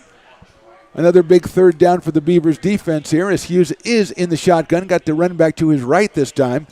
He is going back. He's going to throw it over the middle again and think he has got it. It is incomplete. Okay, didn't see because the referee looked like he was going to mark the ball, but it's incomplete. Ball thrown a little bit too low, and again, a good hold by the Beaver defense. Jalen Hammer was obviously the intended target, but give Kai Wallen from his left defensive end spot, did the old swim technique around the right tackle, was able to get in on Hughes and force him to throw the ball a little quicker than he wanted. So Dante Jackson comes in again. He had a big booming punt last time, but it was returned by Freeman for a big gain, so let's see how he does it this time. He's going to go ahead and directionally kick that one over to the left side, but Freeman moves over. He's going to take it right there and he is going to just get about 3 yards. He got it about the 14. He was tripped up right away, fell ahead to the 17, and that's where the Beavers will take over 1st and 10. Good coverage. I tell you, he's got got a lot of courage. A lot of guys back deep might have fair caught that one, but nonetheless, he takes it, doesn't want it to go over his head and run the risk of it going back inside of his 10. So Matt Carlisle jogs back out for his second series. And we can really see why Dante Jackson has a 42-yard average. He really gets that's the second one in a row. Now, he is going with the wind a little bit, but still, that's the second run in a row. Very impressive. And here's Carlisle with the one running back to his left on the 17-yard line, 1st and 10. Butte shows pressure, going to be a handoff, and it's going to be dropped back at about the 15, or now about the 10-yard line. Good job by the Roadrunners on that one. They had 3 receivers set to the left to try to overflow coverage there. They handed it off to Casey Riley to the right, but a great job by the Butte Roadrunners defense to actually shut him down in the backfield. Riley in there. We still, I don't think, have seen Joshua Moore yet today. We've seen Tariq Parker in the backfield. Also, we've run Turi Hendrick and Robert Freeman in the backfield. So second down now. Looks like it's still 10 yards to go. And it's going to hand off to Riley. He comes over the left side. He's going to get right back to the line of scrimmage, maybe a yard or so more, but no more than that. And we're going to look at right now deep in their own territory, Scott, is third and about 13. Thomas Lane from Centennial High School in Las Vegas is the one that made the stop, but now it's a 3rd and long deep in their own territory for the Beavers. So they went with the run to Riley 2 plays in a row, and they are now 3rd and we'll call it 14. Carlisle with the running back to his right. He's got 2 out to the right, 1 to the left. And Butte is ready to go. They are in the starting blocks. They've been at every play this series. They really look like they're just going to send everybody. As the Beavers offensive line points out the responsibilities. Carlisle standing about his 5. He's going to go back. He's going to come up, get himself some room. He throws it across the middle and deflected and broken up on a good play by the Butte College defensive back, and he'll set up a punt for American River. You know, Malcolm DeWalt did a great job coming up from his safety spot to knock that away, but the receiver, Brandon Barthel, did not go back to the football. The ball was a little bit thrown soft into the wind. It's one of those ones that needs to be thrown more on the line. Nonetheless, Matt Carlisle's pass was a little late, gets knocked away, and now they've got a punt. Yeah, DeWalt with second on the team in tackles, coming in first on the team in tackles for loss, so he's been an impressive defensive player. And now it's Basirovich, as we mentioned before, really highly regarded by his coaches. He's going to have to get that one out of there, and it's going to be knocked down by the wind at about the 40-yard line. It bounces back a little bit, and it's going to be at the 36-yard line of the Beavers. So just about a 27-yard punt for Basirovich, and it's going to be great field position here for the Roadrunners. A pivotal drive for the Roadrunners. They trail this one 14-7 with 7:45 to go, but they've got the ball at the 36. It's already in 4-down territory for them. You trail by 7, and you know the struggles that the Beavers just had on offense. Knowing the Beavers get it first in the second half, you really think here they want to punch in some points. Yeah, Beavers tried to use the run a couple times, didn't get anything going, and had to go to the pass on 3rd down. So here's Hughes. 1st down and 10 from the Beaver 36. Running back behind him. We've got motion to the left. He's going to hand it off and met right at the line of scrimmage, falling ahead for maybe 1 more yard. Butte College setting up a 2nd and 8. That defensive front for the Beavers has been stout all day. Nonetheless, Caleb Ramseer that time running hard. All 3 yards were he was met at the line of scrimmage and just fell forward for about 3 yards, almost 4 on the carry. Yeah, Ramseer came in with almost 400 yards on the ground, another 100 through the air, so over 500 total yards from his running back position. 2nd and 10, make it 2nd and 8, actually, as he got about 2 as Hughes is in the shotgun.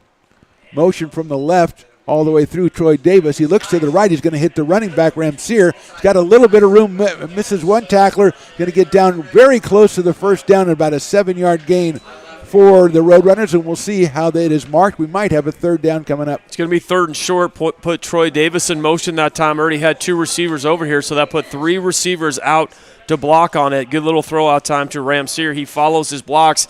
It is now 3rd and 2. They like to use Davis and put him in motion on a lot of their plays, and they haven't really used him yet and when he's in motion, but they use him as a decoy. So here we go, 3rd and 1. As you mentioned, 4-down territory here for the Roadrunners. They're under center with Tanner Hughes, and now everybody on the Beavers is pointing, which usually means a false start, and that's going to bring up a little bit tougher 3rd down and 6 now for the Roadrunners. Yeah, the 4th time they've had a legal procedure, and they've done it twice on short yardage situation. They did it on 1st and goal at the 1 down there, backed them up to the 6. They ended up scoring, but The way the wind is right now going into the wind, you got to think that this is 4-down territory when you're down 7, and 3rd and 7 is a lot different than 3rd and 2. Yeah, they're definitely going to go for it, I believe, on 4th down, and they've got the wind on their side, so they might be able to do something when they do have a really good kicker, but I don't think they're looking at that right now. As Hughes in the shotgun, he's got Ramsier behind him. In motion is Cooper, the handoff, fake handoff, and they're going to hit Cooper on the left side. He's closed out, he breaks the tackle, and it looks like he breaks the tackle enough. He's going to pick up about 9 yards and a Roadrunner first down. Give all the credit in the world to Tanner Hughes on that play. He's under duress, he fakes the handoff and gets the ball out to Landon Cooper. That is not easy to do all three of those things in a quick period of time when you got people bearing down on you. 24-yard line, first down and 10. Good closure, good pursuit by American River College, but Cooper, give him credit, breaks a tackle and gets the first down. And here we are with Hughes in the shotgun. He's going to pitch it out to Ramsier, right side, cuts back, now goes back out to the outside, cuts back inside, gets down to about the 17-yard line. So a good gain on the play by Ramsier, sets up a second down here for the Roadrunners. Little sweep to the right, to the wide side. He's lined up to his right, gets the quick pitch, runs and does a great job of patiently running behind his blocks. They got a good downfield surge, one of the first big surges we've seen, and they pick up 6 yards. Second and 4 now from right around the 18-yard line. Hughes going to hand that off to Ramsier. He's going to go right side. Good pursuit by the Beavers to knock him down at about the 14. He's going to be very close to the first down. And our tackler, I think, was Matulich, I think. And he is going to come off a little bit hobbled as he makes a great play on pursuit. And it does set up a 3rd down and 1. Matulich came from the backside. He was the backside linebacker that chased the running back down. It looked like Ramsier would have more time and more yards, but a great tackle. 3rd and 1 at the 15, and it's going to be Hughes just on the quarterback sneak, and they'll do the scrum play, which Scott is very fond of, and gets it all the way down to the 9-yard line. And we've got a lot of activity by the Beavers indicating they think they've got the ball. And I don't see anybody in stripes that says the same thing, though, unfortunately, for Beaver fans. Well, they're holding on to the football. Well, they do have the ball. I'm not going to dispute that, but we have to get somebody to validate that, and that's going to be the problem, as it doesn't look like anybody is about to do that. So in that scrum, it looked like maybe something came loose, but you never know when they blow the whistle on those things or anything. And the referees did not look like they had any serious idea of giving that ball to American River. Well, that's what happens when you have that massive humanity, 20 bodies in the middle, and the Zebras are out to the side. They didn't even see if the ball might have changed hands a couple times. Almost 4 minutes to go here in the half. First down. Right at about the 10-yard line. Hughes is going to hand it off to Ramsier. He goes up the middle to the 8, down to the 6-yard line. Getting tackled by the Beavers, and as the first half dwindles out of here, under 4 minutes to go, it'll be second down. And I don't think it's goal to go. No, it is a goal to go, so second and goal from the 6. You're starting to get the sense that the Roadrunner offensive line is starting to get a push that they didn't before, and that's because the Beaver defense has been on the field a lot of this quarter. That 3-and-out really hurt the Beavers, put their defense right back on the field. Yeah, Butte College looks like they got some beef up there on the front on the offensive line, and they are making their presence felt, Ramsier being the beneficiary of it. Hughes in the shotgun. He's going to pitch it out to Caleb, goes to the left side, cuts it back. Nicely done by the Beavers to knock him down right about the 5-yard line. It's going to bring up a 3rd down for Butte. And again, the Beavers coming out with the ball, but they can't convince anybody who counts that they do own it. I think it's Dom Spence. No, it's number 93, I think, came out with the ball. But again, they are please fall on deaf ears as it'll be 3rd down for the Run Runners. The Beavers just held on to the ball and kept holding on to it, and finally they've returned it to the field of play. James Turrentine came out with it and was running, and he ran so effusively he immediately hit his helmet and said, I need to come out, I'm tired. Yeah. He's not built for 20-yard sprints. I think he might have gone back in. I saw that, and I think they said, no, James, get back in there. He's over here next to an oxygen tank. Oh, yeah, there he is. Okay. So 3rd and goal from the 5. Hughes with a runner to his left. He's going to go back. It's going to be a fade in the end zone. Looks like there's a lot of contact, and it is the flag on the play. I think we're going to have a pass interference on the Beavers. Brendan Barthel over there, one-on-one route. They were basically locked up. The pass was pretty well thrown, but a lot of hand fighting, and they called they called the pass interference, and it'll give them a first down for the Roadrunners. Yeah, and in those situations, if you don't turn around, if you got your back to the quarterback and you don't see it and you just play the face guard game, usually they will go ahead and give that to the wide receiver. So it is a first down on the penalty at the 2-yard line for Butte College. 2:35 to go first half. American River leads this one 14-7. And it was good defense as far as Barthel staying with them, but again, he did not turn around, and that's when there's a little contact and you don't turn around, they inevitably give that to the offense. And here's Hughes. He's going to go ahead and follow. He's going to hand it off to Ramseer up the middle, and the scrum looks like it got into the end zone. Touchdown for Butte College. Ramseer does a great job, and that was the first time Butte College really got a good push. That was a great drive. You got to go back to those third down conversions they had that put them in that position. But Ramseer ran with a lot of confidence on that drive. The offensive line got a lot of push. And now with 2:28 to go, it's a whole new ball game. Yeah, I know. You've got American River's defense probably is in there going, look, we recovered fumbles twice, and we didn't get anything out of it. We should have had the ball. But it ends up being a Butte touchdown, and Dante Jackson comes in. He is 22 out of 25 on extra points this year. The ball is down its place. He kicks it, and it's off the left upright, and that's going to leave American River College with a 1-point lead as they will get the ball with 2:28 to go. That drive started really at their own 40-yard line inside the 40. 36, it was 36. They went 36 yards, but in that 36 yards, they took about 6 minutes off the clock. They actually did, and as you pointed out, that 6 minutes that the Beaver defense had to be on the field. So it is critical, obviously, for the Beaver offense to maintain possession for this next 2:28. Well, they lead it by 1, 14-13. This will be probably their last drive if they can get a couple of first downs, and they go in the locker room, they get it first in the second half. So this is a very critical, and you got to think if you're Butte here, you had to burn a lot of those timeouts early. Exactly. If the Beavers are able to run the football, they're not going to be able to call the timeouts that they wish they had. And they're going to be able probably to kick this one into the end zone from this side going north to south with Dante Jackson. So we'll see what the Beavers can do. And you're right. I think they got to play this last 2:28 to make sure that Butte does not get the ball back in this half, because with that receiving the ball at the second half, that's a huge advantage. And here's Dante Jackson, a high kick is going to go down into the end zone. So it will be a touchback, and the Beavers will start it 1st and 10. Yeah, you look at Butte, they had to take 2 timeouts in the first quarter when they were down in the red zone. So now with 2:28 to go, where they like to have 3 timeouts, they only have 1. So really 1 first down ends the first half if you're American River. Yeah, and usually in these situations, that first play coming out of the huddle, right from the sidelines, that first play dictates the way the next 2:28 will go. So the Beavers ready to go. Barthel out to the left. Looks like Kenny Leith is back in at quarterback. He's got a running back behind him. Everybody's wearing so much pink, it's hard to tell everybody apart.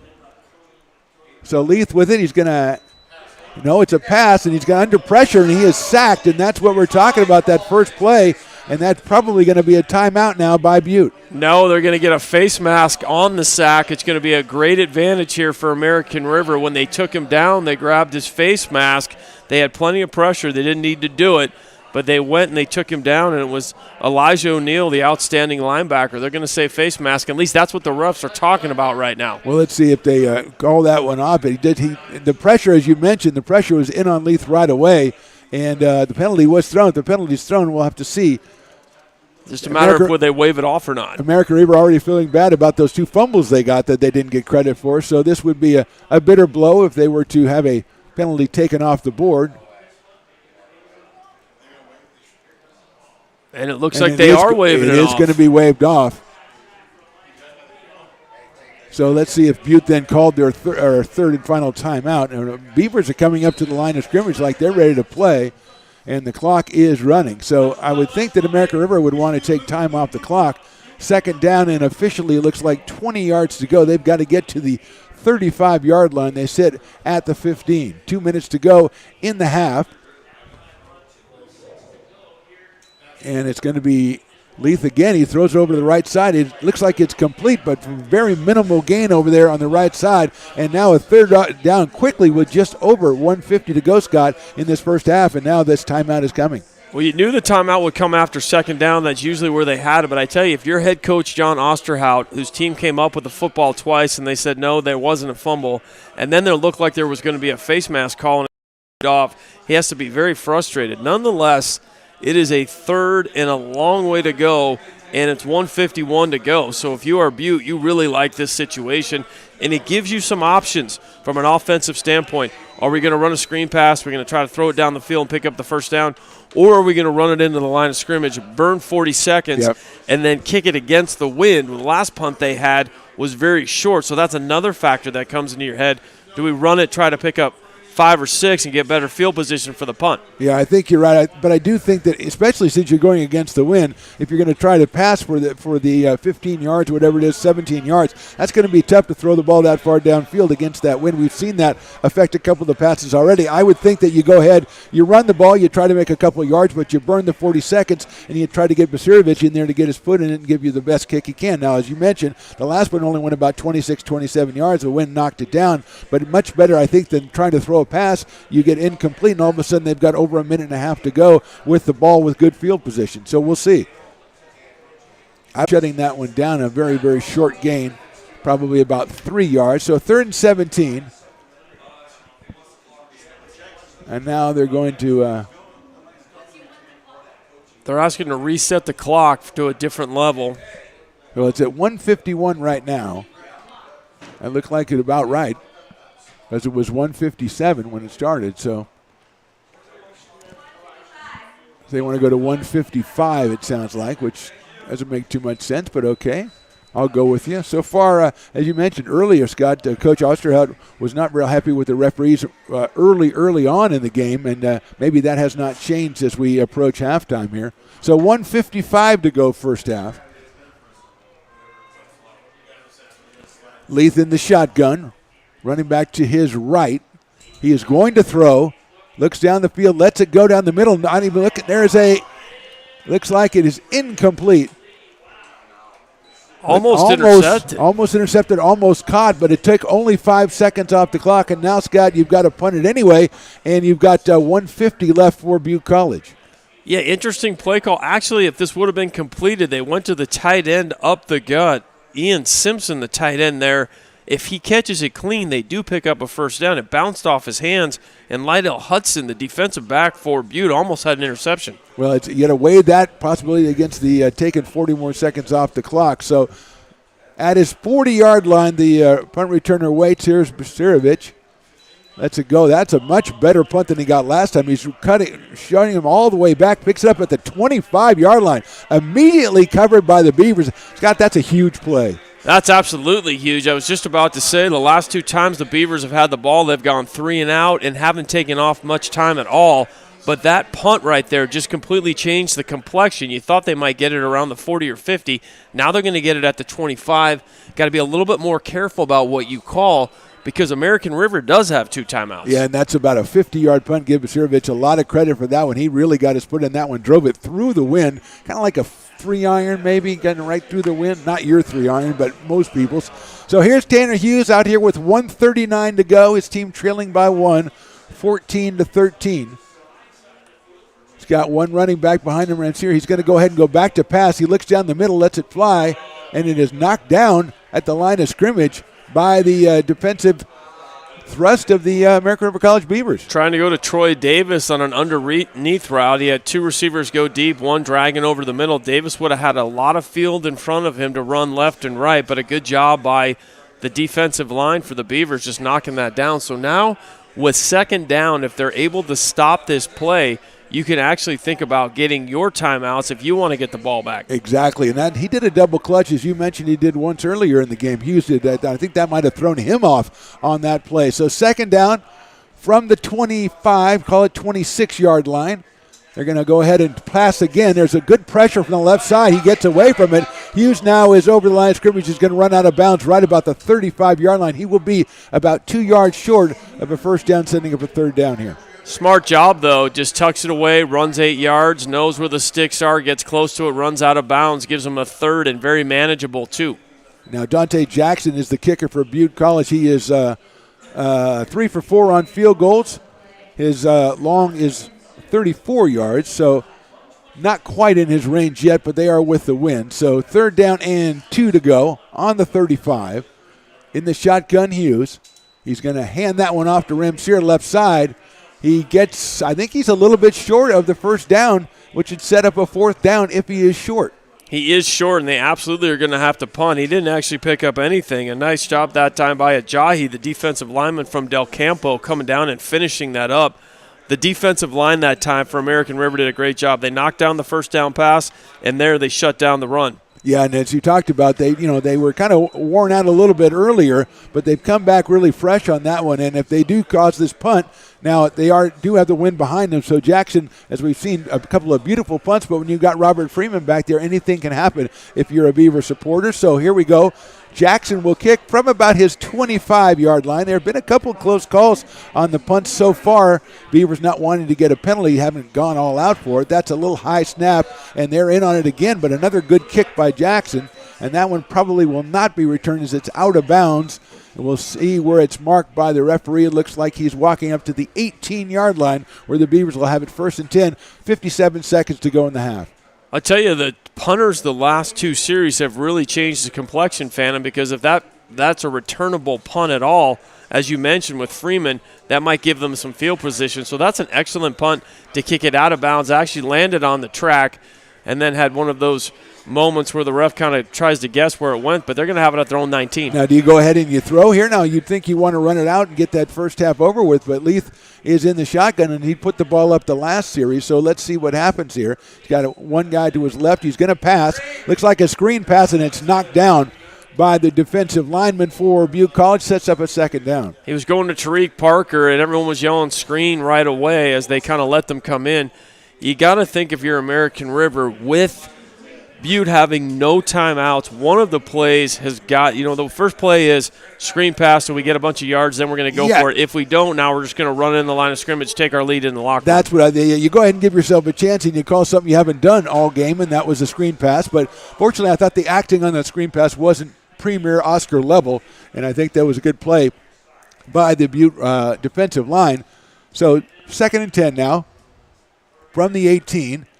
Leith in the shotgun. He is going to go ahead and run it himself up the middle. He's got 5. He's got 10. He looks like he's got about 12 yards. He's going to get it all the way out to the 30-yard line, and maybe that's worth thinking about a timeout for the Beavers. Well, clock stops as they reset the chain, so now they can kind of rethink what they want to do.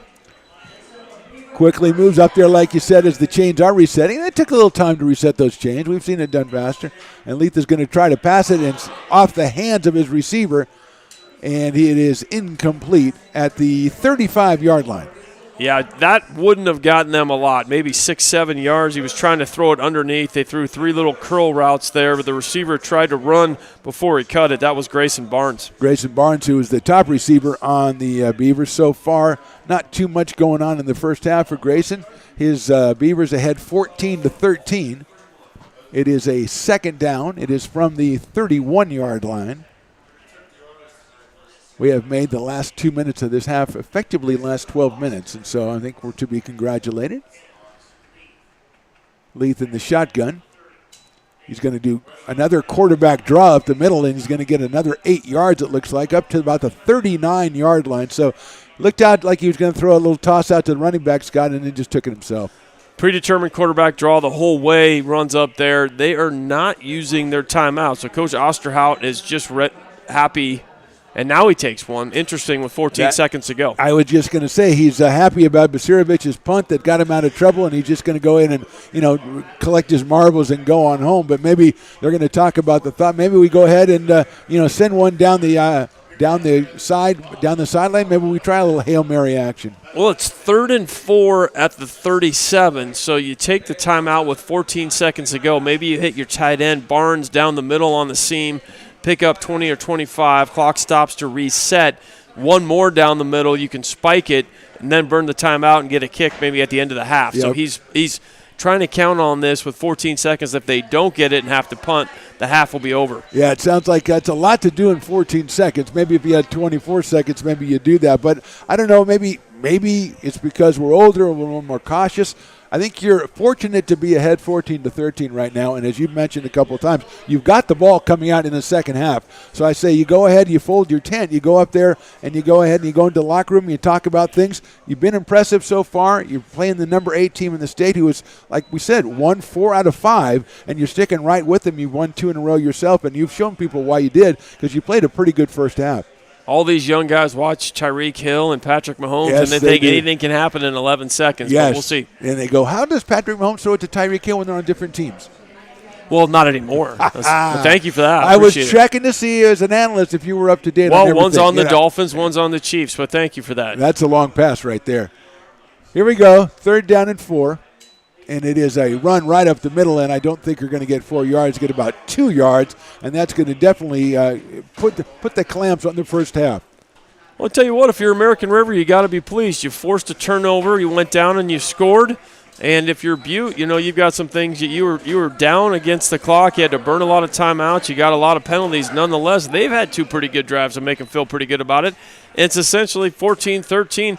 Pretty much the way we thought it would go, a tough football game. Yeah, a tough football game, and I must say, just for me, I really have no idea what's going to happen in the second half, and that's an exciting thing to do. So we get into halftime here. We are at Beaver Stadium on the campus of American River College, Sacramento, California. Mark Phantom Lowe along with Scott Gordon. Our score at halftime, American River College, the home team, 14. The visitors, the Butte College Roadrunners, they have 13. You are watching American River College Athletics on YouTube, presented by the Stones Radio Networks.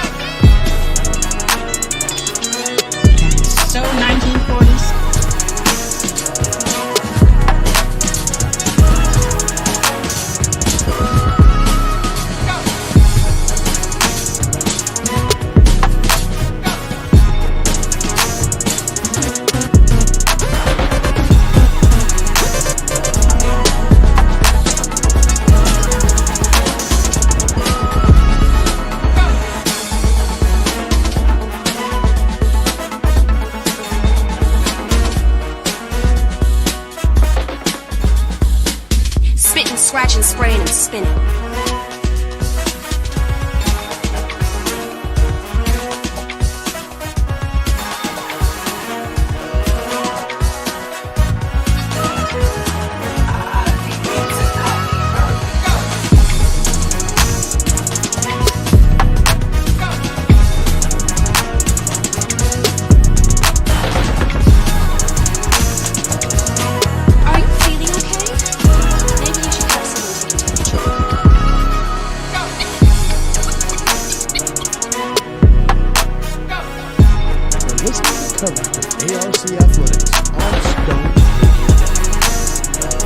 Welcome back to Beaver Stadium. American River College against Butte College. American River leading this one 14-13. Mark Pregame along with my guest color analyst, Mr. Scott Gordon. And Scott, we have had a couple of minutes to think about what we saw.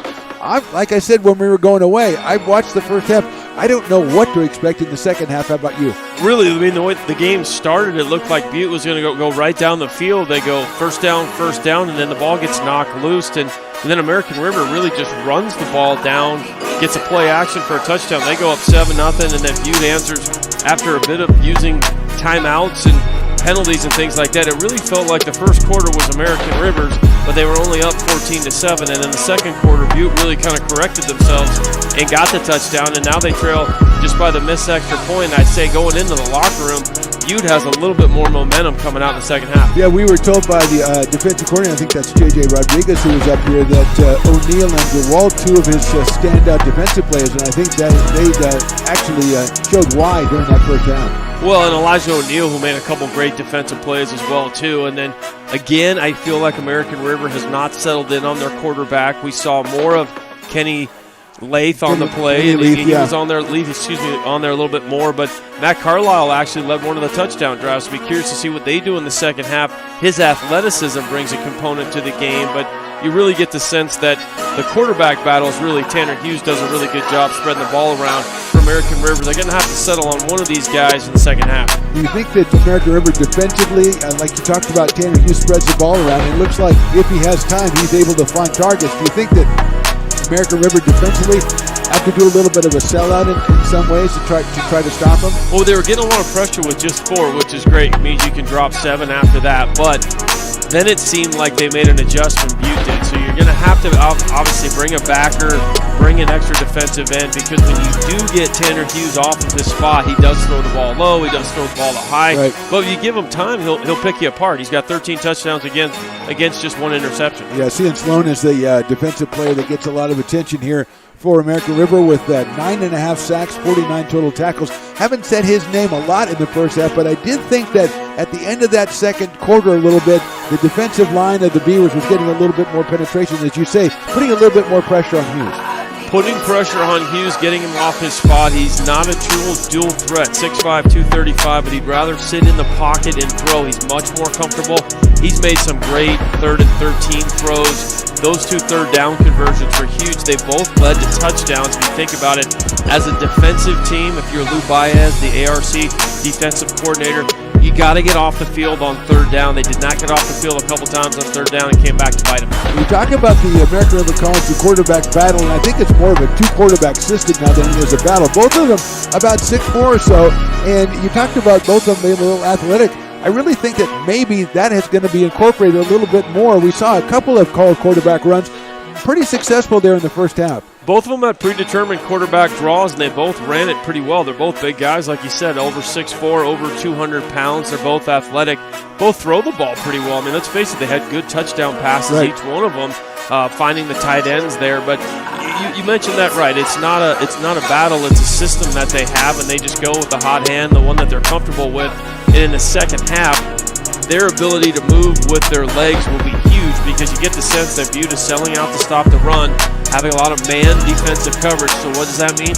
Things will open up for the quarterback to run down the field. Yeah, American River College won the toss, as we talked about earlier. They deferred. They were going to get the ball here in the second half. And do you expect to see Carlisle or Kenny Leaf on center? I think they'll start Kenny Leaf, the same guy they started the game with, because why not? They had points off of turnovers. He took them right down the field. They had that 3rd and short. They came with that power look. He did the little fake quarterback throw, they got the pass interference, then they threw a beautiful throw over the corner. The bigger thing to watch with the passing game as the day goes on, it's getting windier and windier.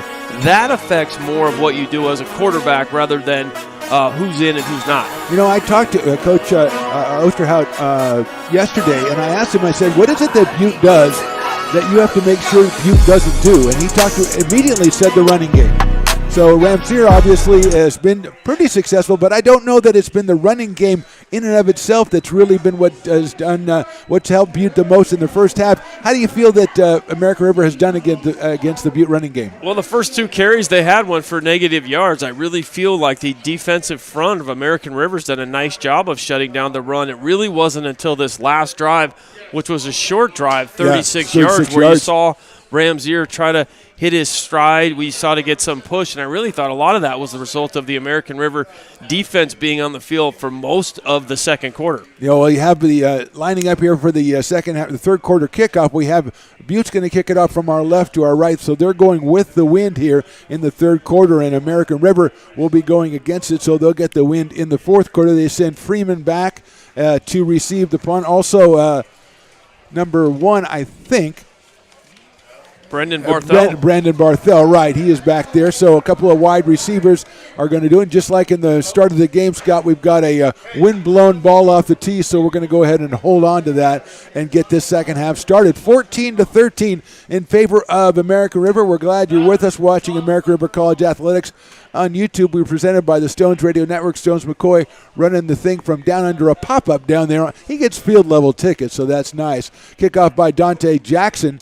It's going to come down at about the 4-yard line. I think that's Freeman coming up the right side. He's at the 20, 25, and out to about the 29-yard line, and that's where the Beavers will put it in play to start this third quarter. Good return, good way to start off the second half, and you got a late penalty flag coming down. You had 2 guys mixing it up pretty good around the 40-yard line. It'll be interesting to see if they call this offsetting or they call it on one of the players, but they were wrapped up with each other, and the flag came in late. Yeah, you talked about the fact that a lot of these guys know each other from playing all through the youth ranks and all the way through high school and everything. So you thought there might be a little bit of rambunctious behavior, and this rambunctiousness is going to be a rambunctious penalty called on the Roadrunners. That is just a critical penalty. You're going to have the ball at the 24, give your defense an opportunity. Now it's all the way out to the 39. That's a bad 15-yard penalty coming out of the I don't know what they talked about in the locker room, but that's a critical mistake. Yeah, especially when you've got the other team going against the wind, and you're going to want to pin them down as far as you can. But first down on the 39, it is, I think, Kenny Leith out there with the running back to his right. He is in the shotgun. First down on the 39. He's going to hand it off around the left side, and good pursuit, knocking down Tariq Parker there for about a 5-yard loss by the Roadrunners. The Roadrunners have really started to ramp up defensively and start to win the line of scrimmage battle. And right there, that was Aiden Sullivan, the linebacker from 29 Palms down in Palm Springs. He just shot the gap and slow developing run play, and they take down Tariq. Yeah, they tried to get Parker loose on the first down, but it's a loss of about 5 yards, brings up a second down and 15 from the 34-yard line. Kenny Leith looks over to his left side. He's got Parker behind him. He's got one to the left, one to the right, split out. Standing on about a 30-yard line of the Beavers. He's got the snap. He's looking up the middle. He lets it go as a short gain. Going to get back to about the original line of scrimmage, and then the scrum takes over. And, Scott, that has become a facet of this game that we're just going to have to accept. That time he goes to the tight end right over the middle of the field. A good little pitch and catch. The tight end's been their main receiver. This time, not their primary tight end, but they've thrown to all of them so far tonight. That time it was Ian Simpson. He caught it about the sticks, and they got pushed for about 4 more yards. Yeah, so he got a nice little gain out of it. You're right, but sets up a third and about 7 yards to go on the 43-yard line for the Beavers. Just getting started here, third quarter, 13 and a half minutes to go in the quarter. 3rd and 6 snap, and Leith going back to pass. He's got a little bit of time, lets it go over the middle, and I think it might have been knocked down, almost intercepted, and I think he expected Simpson to keep going across the middle, and Simpson stopped. That was a weird one because Leith had time. He was in the pocket. He stepped up well, looked like he was going to go to Simpson. Simpson was coming from his right to his left. I think he thought he was going to just sit down in the opening by the sticks, and he threw it behind him, and he's lucky that one was not intercepted. Absolutely, and I think maybe if he sits down right where it was thrown, it might not have been a first down, so maybe that's why Lee thought he would keep going. So here's Basirovich out for another punt. His last one went about 50 yards in this same direction in the second quarter, so let's see if we can get a foot in. He's got a receiver on the 10-yard line, a little bit short. Is going to come up and it's going to hit at the 25 and go toward the goal line all the way inside the 20, rolls down inside the 15 to the 14-yard line. So ultimately, Scott, a pretty good punt. Second fantastic kick in a row. You know, sometimes you were talking about the 3-iron. Sometimes you just got to hit a low iron into the wind and take it down there. Don't let the wind play with it. And so that's a great job. But one thing if you're American River, you got a little bit worried about offensively. They now have had 3 of their last 4 possessions. They've had to punt. They need to give their defense the ability to get off the field, so the defense right here needs to make a stop. So not even 2 minutes of possession there to start the third quarter for the Beavers. 13:09 to go in this third quarter. Here comes Tanner Hughes and the Butte College Roadrunners. They are trailing 14-13. Running back at his left, Tanner Hughes, he's going to throw the ball to the left side, quickly to the tight end, cutting back in the middle, and that is going to be a David. I think it might have been Troy Davis. No, it's Jalen Hammer out there, and we've got an injury. It looks like it might be Hughes hobbling in the backfield, so we'll have a timeout. I think that was Jalen Hammer cutting across in that slant base, Scott, that you like so much.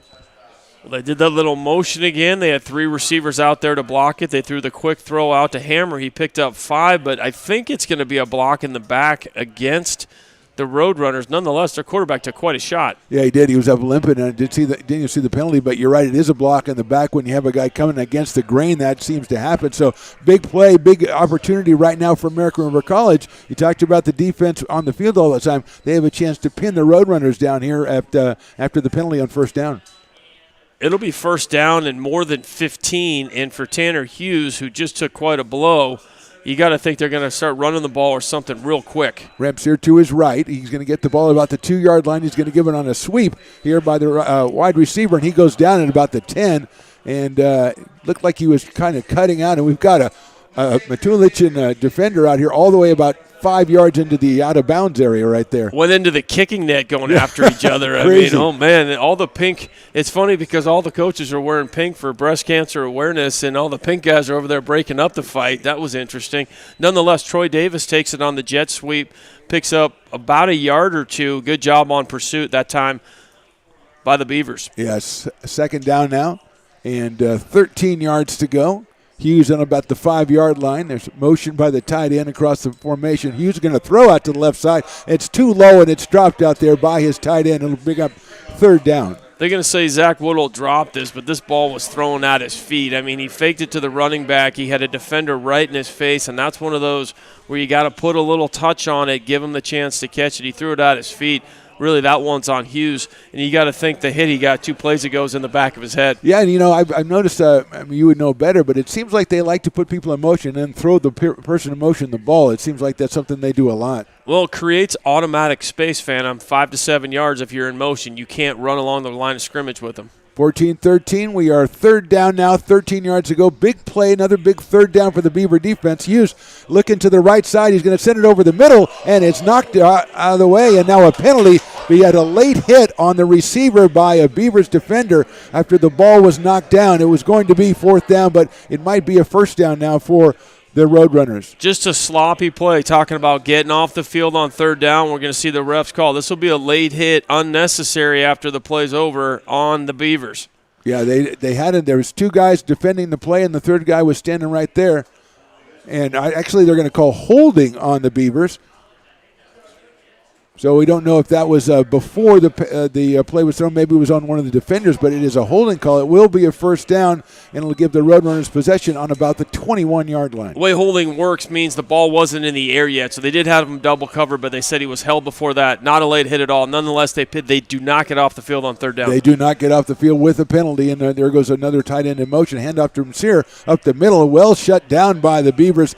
The defensive line, they're overworked, but they're working hard, and they knock them down for no gain. Great job of getting some penetration on the running plays. That's the best way to slow down a running attack, and a good job there by Michael Sullivan from Sheldon, getting in some penetration on the defensive line. And what ARC is doing so well, Phantom, is getting pressure and penetration just with that front four. Yeah, Michael Sullivan's been a standout all season long for the Beavers. And so it's a second down. It's going to be 8 yards to go. Ball on about the 23-yard line.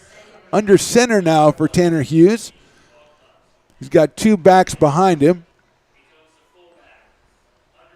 Takes his time, hands it off to the second man going around the left side, Ramseer, but it's well defended by the Beavers, and he's going to be stopped. No gain. He might have lost a couple. Great job. That's Kai Wallen from Jesuit, who's already got an offer from Nebraska and Washington State, and you could see why. He's tall, he's lengthy. He was a great player in high school. He played tight end. He was a two-way starter, was just an absolute demon at getting after the quarterback, and right there just pushes the right tackle out of the way and makes a stop. So what we have now, Scott, is another one of those third downs that we've been talking about so much. Third down this time, and let's call it 9 yards to go. So trying to get that defense off the field, and we've got trips out here to the right side, and Davis looks like going back over to the left side, just split out that way. Hughes ready to go. He's going to look to that left side, fake it, go back to the right side. He's got a completion out here against the grain, and it's going to be just a little short, I believe, with a first down. A good run by Butte, and we'll see where the ball is marked. This is a critical mark here at about the 32-yard line. They're actually going to give it to him on the mark, but let's see what the penalty flag is. I thought I saw a flag come flying in late. Maybe. No, let's see. Sideline warning. No, sideline warning. So we've got a first down, and that play looked like it was going to be shut down as they came over to the right side where the 3 receivers were, but a good cutback by the receiver to get just enough for that first down here and set up a first down on the 32-yard line, 11 minutes to go third quarter. Second, third down and long, they've converted. Yep. In the shotgun, Tanner Hughes. He's going to hand that one off to Ramseer. Comes on the right side. Nice play in there, and he's knocked down for a gain of about 2 yards. It'll set up a 2nd and 8. Great tackle, a little bit of pushing and shoving after the play, but on first and second down, they're not having much of trouble. No. But it's getting off the field. That time was Donovan Laban from his linebacker spot, made a nice tackle, pickup of only 3, but 3rd and 10, 3rd and 13, that's exactly what the defensive coordinator wants. You got to get off the field, one of which they run a wide receiver screen to get it. The one before they got off because of a penalty. Yeah, Laban there has been one of the standouts all season again for the Beavers defense from his linebacker spot. Second down now and 7 to go, 34-yard line of the Beavers. Hughes is in the shotgun. He's got Ramseer behind him. He's going to go ahead and throw that one quickly. Now he brings it down under pressure, and he is down at about the 34-yard line. So a good play in there by someone who's very happy and very pleased with himself. Absolutely great job defensively. It's our guy number 93. Absolutely. What happened there? The ref's going to talk to us again. Let's see. Face mask on the Beavers. So not a play we were initially excited about, but we've got a face mask on the Beavers, and the Beavers seem to be taking the short end of the penalty stick so far in this one. A couple have been critical to getting the Roadrunners up to now the 50-yard line, Scott. Well, they'll start this one 1st and 10. Well, Tanner Hughes was just trying to hit Troy Davis on a quick hitch, but I'll tell you what, Jaden Alexander was right there with him, so he had to pull it down. He would have lost yardage, but unfortunately for the Beavers, they got their hand up around the face mask. Remember where this drive started and where it is right now. And benefited by a couple of penalties or it wouldn't be there. So first down, 9:55 to go third quarter. American River 14, Butte College 13. Hughes in the shotgun, standing at about the 45. He's going to throw this one down the middle. He lets it fly down the left sideline, and it's going to be overthrown, the wide receiver and the defensive back, but that ball was about 5 yards too far. Thrown with the wind, and it looks like he got caught up in the jet stream there. He was going to Jalen Hammer. I tell you, the coverage was fantastic. The defensive back had a better shot of getting that one. First down, just trying to take a shot, trying to loosen up the defensive backs. Yeah, but you're right, I think, Scott, as far as that, you worry about going into the wind, but that time I think that one took that ball. I don't know if he put a little more touch out or just let it go, but it looked like he was throwing it from his back foot back here as there was some more penetration from the Beavers' defensive line. So it sets up a 2nd and 10 now. Ball right on the 50-yard line, right hash mark. Tanner Hughes is in the shotgun. He's got running back to his right, and he's got a guy in motion. He's going to hand that ball up to the running back to his right. He gets through the first one, but a nice tackle, and it's going to be down for a gain of about 3. That's number 30, I think, for the Beavers making that play.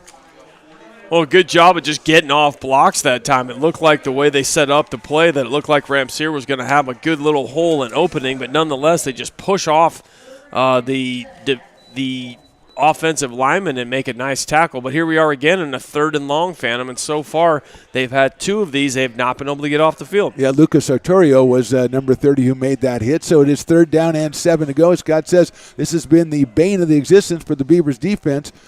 Tight end in motion, that's Cooper. He's coming back to the right. There goes Hughes. He's looking. He's got pressure from behind. He's going to go down. That is a sack for the Beavers, and that's a huge play by the American River defense. Sloan just flat out beating the left tackle, did a great job. And I'm telling you, they get pressure with that front 4. Hughes had absolutely no chance to get rid of it. He took his 5-step drop, stepped up, and they were right in on him. So they do get off the field finally. It took 3 chances on 3rd down. Nonetheless, they've changed the field position complexion, but ARC is going to get the ball back. Yeah, Sloan showing why he had 9 sacks. Now we make that 10.5 sacks. We're seeing Sloan. He was coming in from his defensive end position. Here's Jackson. His kick, that one is knocked down a little bit. Freeman's going to get it on about the 7. He's fed right away, and he put the ball on the ground, and it is covered by Butte College. So Freeman tried to get that. He was hit immediately and coughed it up, and that is a huge play in this game. The Roadrunners have it 1st and goal from the 7. Unbelievable. Freeman, who's been so good, that's one where you just have to fair catch it at the 10-yard line. He doesn't fair catch it. We do have a penalty flag back here. Oh, right here about the 42-yard line. Where the kick went off. We'll see what this is, if they ran into the kicker or not. Nonetheless, they'll decline it. Yeah, that doesn't matter really as far as that. I think they always kick from a little bit behind there. But let's see. Going to come back and pick that up. So another penalty on the play. We've had a lot of them so far here in this 3rd quarter. And so it's a personal foul on the Beavers, and that will be declined by Butte College, and they'll go ahead and have 1st down on the 7. So it might have been a situation where, I don't know when the personal foul was, it might have been giving them the 1st down already on that personal foul if it was before the kick. But it's going to be a 1st down for the Roadrunners now. 8:14 to go, and they are in prime position to take the lead in this game. Well, that's a critical turnover, and we saw the way the game started. American River got points off turnovers. Now you have an opportunity to Butte to get ahead. Here we go. Hughes is in there. He's got 2 backs next to him in the shotgun. He's going to hand that one off to the first back, going down right away. That is Caleb Ramsey. And just about a yard gain. Good defensive play by the Beavers. And I'll tell you, Scott, that Beaver defensive line, I think that was Sloan again, really looks like they are really amped up. I mean, you can't put a lot of this on the defense. They have been on the field for really what seems like most of the 2nd quarter, now almost the entire 3rd quarter, and their offense doesn't help them out. Their special teams doesn't help them out. Let's see if they can make a stop here and just keep this maybe to a field goal. Hughes in the shotgun, 2nd down from the 6. He's got 1 back behind him. Cooper goes in motion across the formation. The pitch out to Ramsey. He cuts it back up. He is hit about the 4 and falls ahead to the 3 or the 2-yard line. It'll set up a 3rd and goal for the Roadrunners. Ramsey does a good job of finishing the run, but Josh Tremaine, the linebacker, does a great job there. So they run the ball in their first 2 plays, pick up 3 yards. So now we got 3rd and goal at the 2. Remember the last time they kicked in this direction, it hit the upright. So be curious to see what Butte tries to do. I would not be surprised to see Tanner Hughes taking himself. Remember, he has 5 touchdowns on the ground this year. In addition to the 12 he came in through the air when he entered this game. So he is going to come in under center now with 2 backs behind him. From the 2-yard line, he's going straight ahead. He punches his way. I don't know that he got it. Let's see. No signal yet coming from either side. The referees come through, and he is not going to get it. It's going to set up a 4th down, and it can't be more than about the half-yard line. It'll be 4th and short, and a flag just went again. This might be a personal foul. We'll see what happens. Nonetheless, they ran what we're going to call the tank play, which is just your big 6'5", 235 quarterback. They shove him down to about the 1-yard line. It'll be 4th and goal, but we'll see what the penalty is. Yeah, maybe that somebody thought they scored on that one and was making their displeasure known, but we'll see. Obviously, if it's on the Beavers, they're not going to get too many yards out of it, but that would continue that trend of big Beaver penalties. So waiting for the signal from the referee. Nobody is moving, so we don't think it's on. It's a dead ball foul, unsportsmanlike against the Beavers. So that'll be a 1st down then. From the 1 year. So we were going to have a 4th down, Scott, from about the half-yard line, and now it's a 1st down.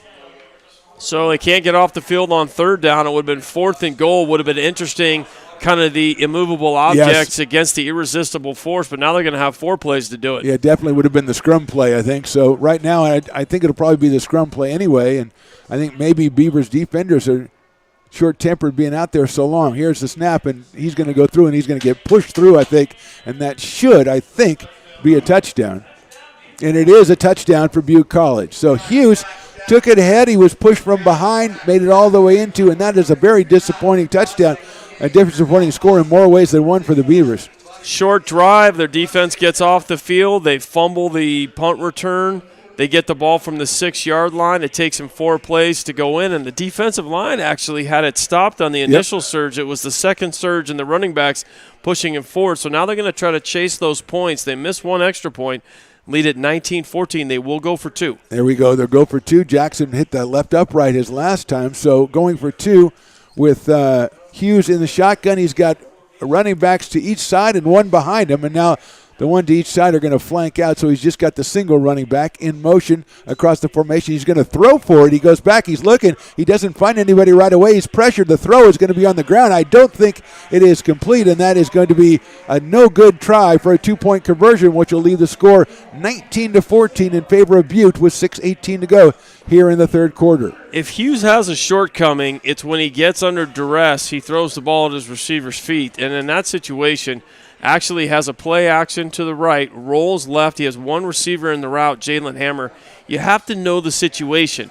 Throw it to Hammer up high in the corner. If he makes a play, great. If not, it's just incomplete. Right. In that case, you throw it at his feet and short. There's nothing he can do about it. Okay, so now American River College coming up to receive the kick, and now Scott, they're playing from behind. So they've been ahead for a long time. How is playing from behind going to be different for their psyche, you think? Well, they just need to calm down. I mean, the 15-yard penalties, the mistakes on special teams, they need to get some first downs. They need to get some momentum. They really controlled the first quarter, but from the second and third quarter on, their offenses seem to be a little bit out of sorts. They have not picked up the first downs they've needed to, and they've really been hit by the penalty bug. Yeah, and they haven't had, you know, like you were saying, they've played 2 really good downs on defense, and that third down has been tough for them, and they just overcame that and then gave it right back. So here's Jackson's kickoff.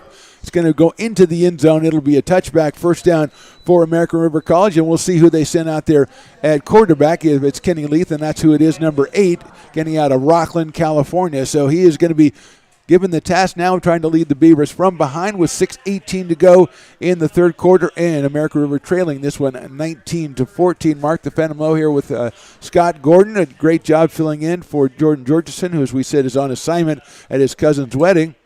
And he's going to be reporting back on that for us at the next game, so no problem there. So Leith in the shotgun, looks like Tariq Parker to his right.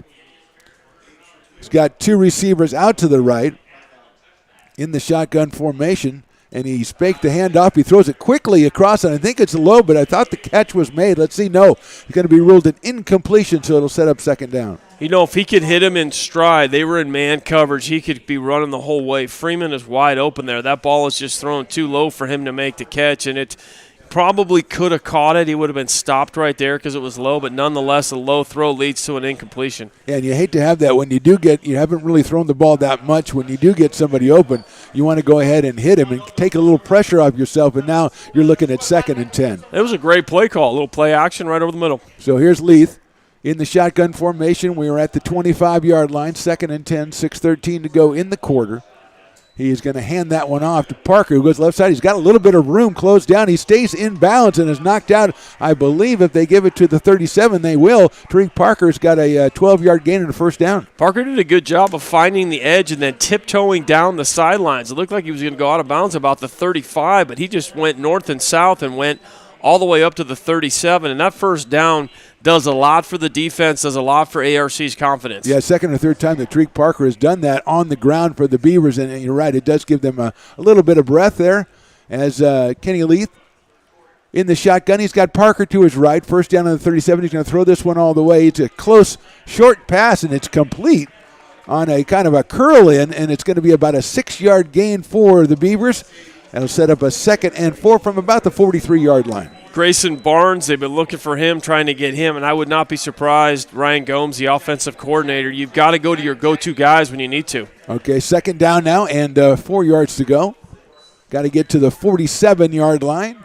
Parker to the right, the handoff to Parker. He cuts it across, up the middle. He's got a little bit of room. He's going to get over the 50 and down to the 47. So another good run by Tariq Parker. That's a first down for the American River College Beavers. Probably one of the best runs I've seen tonight. This play is designed to go outside. He just cuts it back in, and now they go tempo. A little tempo here, and they're going to catch Butte off the field. There should be a penalty, and it is. And Parker busts it up again. He's got another 9 yards, maybe 10, and there's going to be a penalty because Butte had a lineman still on the field trying to get off, but he didn't make it. The old Aaron Rodgers play. Try to run something quick while they got 12 people, so they're going to give them 5 yards. They'll take the 1st and 5, but let's see. The refs are going to talk about it, but nonetheless, that's what they did. Well, let's see if they go ahead 1st and 5, or if they go ahead and they want to take the Tariq Parker 9-yard run. He's at the 41. They've got to get to the 42, so maybe they go, we'll take a 2nd and 1. We'll see what the Beavers decide to do as Casey Riley comes into the game, which indicates maybe they're going to go with the no, they're going to go ahead and take the 5 yards, or else the referee just decided to pick the ball up.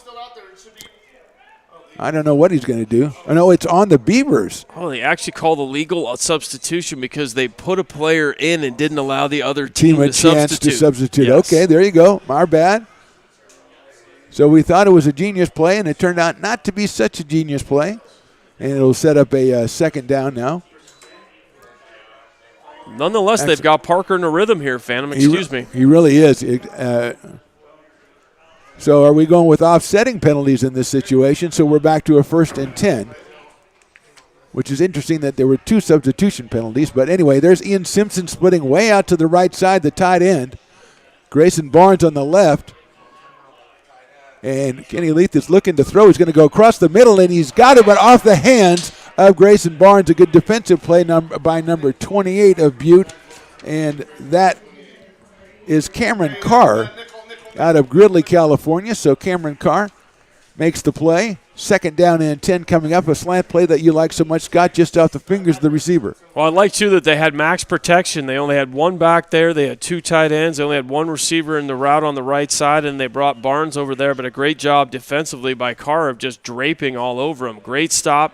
Knocked it away. It was a good throw. Just couldn't make the play. Yeah, Kenny Lee does kind of stare down his receiver, though. I think if he looks off somebody, I think he'd have that 2nd receiver open. But you're right, he had good protection. He's going to hand that one off to Parker. Going left side, he's got a little more defensive pressure, and he's going to get maybe a yard on the play. It's just going to sit down. So Grant Garrettson with the tackle there for the Roadrunners. Garrettson, one of the top tacklers on the team, sets up a 3rd down, Scott. Greg Garrettson does a good job of shedding his block, coming up, making the tackle on Parker. Parker so far on this drive has gotten 9-yard carries, 10-yard carries. That time he doesn't get anything. It'll be a 3rd and 10. Now the question will be, ARC has not been able to get off the field defensively on 3rd down. Can they convert this critical 3rd down? Yeah, and if we're going by past plays, we're going to look at something over the middle, maybe to a Grayson Barnes or a Barthel. 3rd down, and there is Leith. He's back. He looks, and now he's going to go to the right side. He's got somebody open to the 1st down, and the completion is made. He is knocked backwards. The ball is now on the ground, but I thought he was already down, and I also thought he had forward progress that would have given him the 1st down. They're giving him the 1st down. That's Brandon Barthel. That was a really good route, and you mentioned sometimes that Leith needs to look off his receivers. He looked left. He came back and threw the curl route. Now they're going tempo again. Yeah, that didn't work out so well for anybody the last time they did it. And handoff to Parker. Going down the right side, and he is stopped. He will be dropped for no gain by a half dozen of the Butte College Roadrunners. Yeah, there's just so much physicality after the play. You see people who aren't even involved in the tackle being grabbed and thrown in different places. It looks like a mosh pit sometimes. Casey Riley comes in for Tariq Parker. His last 2 runs haven't been as successful as the 3 or 4 previous to that. 2nd down, and I think that you want to mention again that pass to Barthel was exactly what we've been thinking that Kenny Leith needed to do, and he hit Barthel perfectly right on the money. And Barthel, to his credit, went out for as many yards as he needed for the 1st down. So 2nd down now. Casey Riley, the big back out of Oroville, is behind Kenny Leith. A little bit shorter on the shotgun. He is going to throw. He's looking down the middle. Now he's going to run. He gets away from 1, gets away from 2. He's going to be gang tagged. Now he's still going, but still going to be dropped basically for no gain. It looked like he was going to get away, and unfortunately his running back was kept in for protection, was Casey Riley. He almost ran into the back of him. If he doesn't run into Riley, I think he picks up 5 or 6 yards. Nonetheless, now it's 3rd and 11. regardless here, ARC's been able to change the field position complexion and give their defense a little bit of a break, but you'll love to see them convert this. Exactly. I mean, that was really good when it was 14-13, but now it's 19-14, and they need to put some points on the board. So they're looking at a third down. We're at about the 37, 38-yard line of the Roadrunners. Leith is in the shotgun. There's the snap. He's going to go straight back. He's got time. He throws a slant, and it's complete at about the 25, and that would give them another first down. And again, that's Brandon Barthel, and we're going to call him the slant pretty soon because that's what he does, and he's pretty successful at it. They're going to go quick again, but that time Barthel's the outside receiver. They've been throwing it to the inside slot receiver, and so they run double slants. Safeties are deep. They hit Barthel, picks up the first down. Good throw, good catch. And they were going to go quick, but they have to leave time for everybody to substitute, and by the time they do that, there's 20 seconds off the play clock, and they are looking to the sidelines to get the play. Another big play by Kenny Leith, a good throw in Barthel with a fine catch. First down now at the 25, 1:28 to go, third quarter. Beavers trail by 5. The handoff is going to be to Riley down the right side. He's just going to cut it in and bowl over a guy and get down to right around the 20-yard line to set up a 2nd and 5. That's a play that Coach Osterhout's going to love. You know why? He's an offensive lineman. He spent some time in Nebraska at Sacramento State. They turned, they gave it to the big back. Nobody even made contact with him until he was 4 yards down the field. Good job by the offensive line. Phantom, what you're seeing, the pass opening up the run a little bit because they're throwing it so well. 2 big third down conversions. Second down now, 5 yards to go from right around the 21-yard line. Leith is in the shotgun. He's got Parker to his left now. Riley came off the field. He's going to hand it off to Parker. Going up the left side, he's got a little opening. He's down to the 15, and he's going to be very close to getting that first down. He was at the 15, and then a good defensive play by the Roadrunners stopped him from going any further. We'll see where it's marked. They might just be about a yard short to set up a 3rd and 1, and here comes Riley. You mentioned it. He broke a tackle at the 20, or else it would be a 3rd and 6. He got an additional 5 yards, so now it's 3rd and 1. And really, as we know from this game already, ARC's got a lot of plays for 3rd and short. They do, and let's see. They're in that power formation with Riley behind him. 13 seconds to go in the quarter. This probably will be the last play, and then Leith is going to go straight ahead, and I think he's got it, and he's got the scrum play comes into play again, and they're still moving around, and like you're saying, a lot of extracurriculars after the scrum is over. I mean, the scrum's in the middle of the field, but there's people on the offsides. Yeah. They're just kind of run up and hitting each other. It's the scrum play. I've seen more scrum plays in this third quarter in this game than I've seen probably in entire seasons. I think we're going to adopt your terminology. I'm calling it the mosh pit from now on because that's exactly what it represents. You know, when I go to my Slayer concerts and stuff, that's exactly what we do. That's the end of the third quarter. The Beavers do get the first down. We are going to be back in just a second. Right now, the score, Butte College 19, American River College 14. You're watching American River College Athletics on YouTube, presented by the Stones Radio Networks. American River College is a top-tier community college sports program that provides student athletes with the opportunity to thrive both athletically and academically. ARC Athletics is currently ranked 5th in the state and 2nd in Northern California. With over 19 sports programs, our athletes compete with the region's best athletes. Our diverse, dedicated coaching staff helps athletes develop the skills necessary to compete at the next level. Start your community college athletics journey today. American River College, the second best athletic program.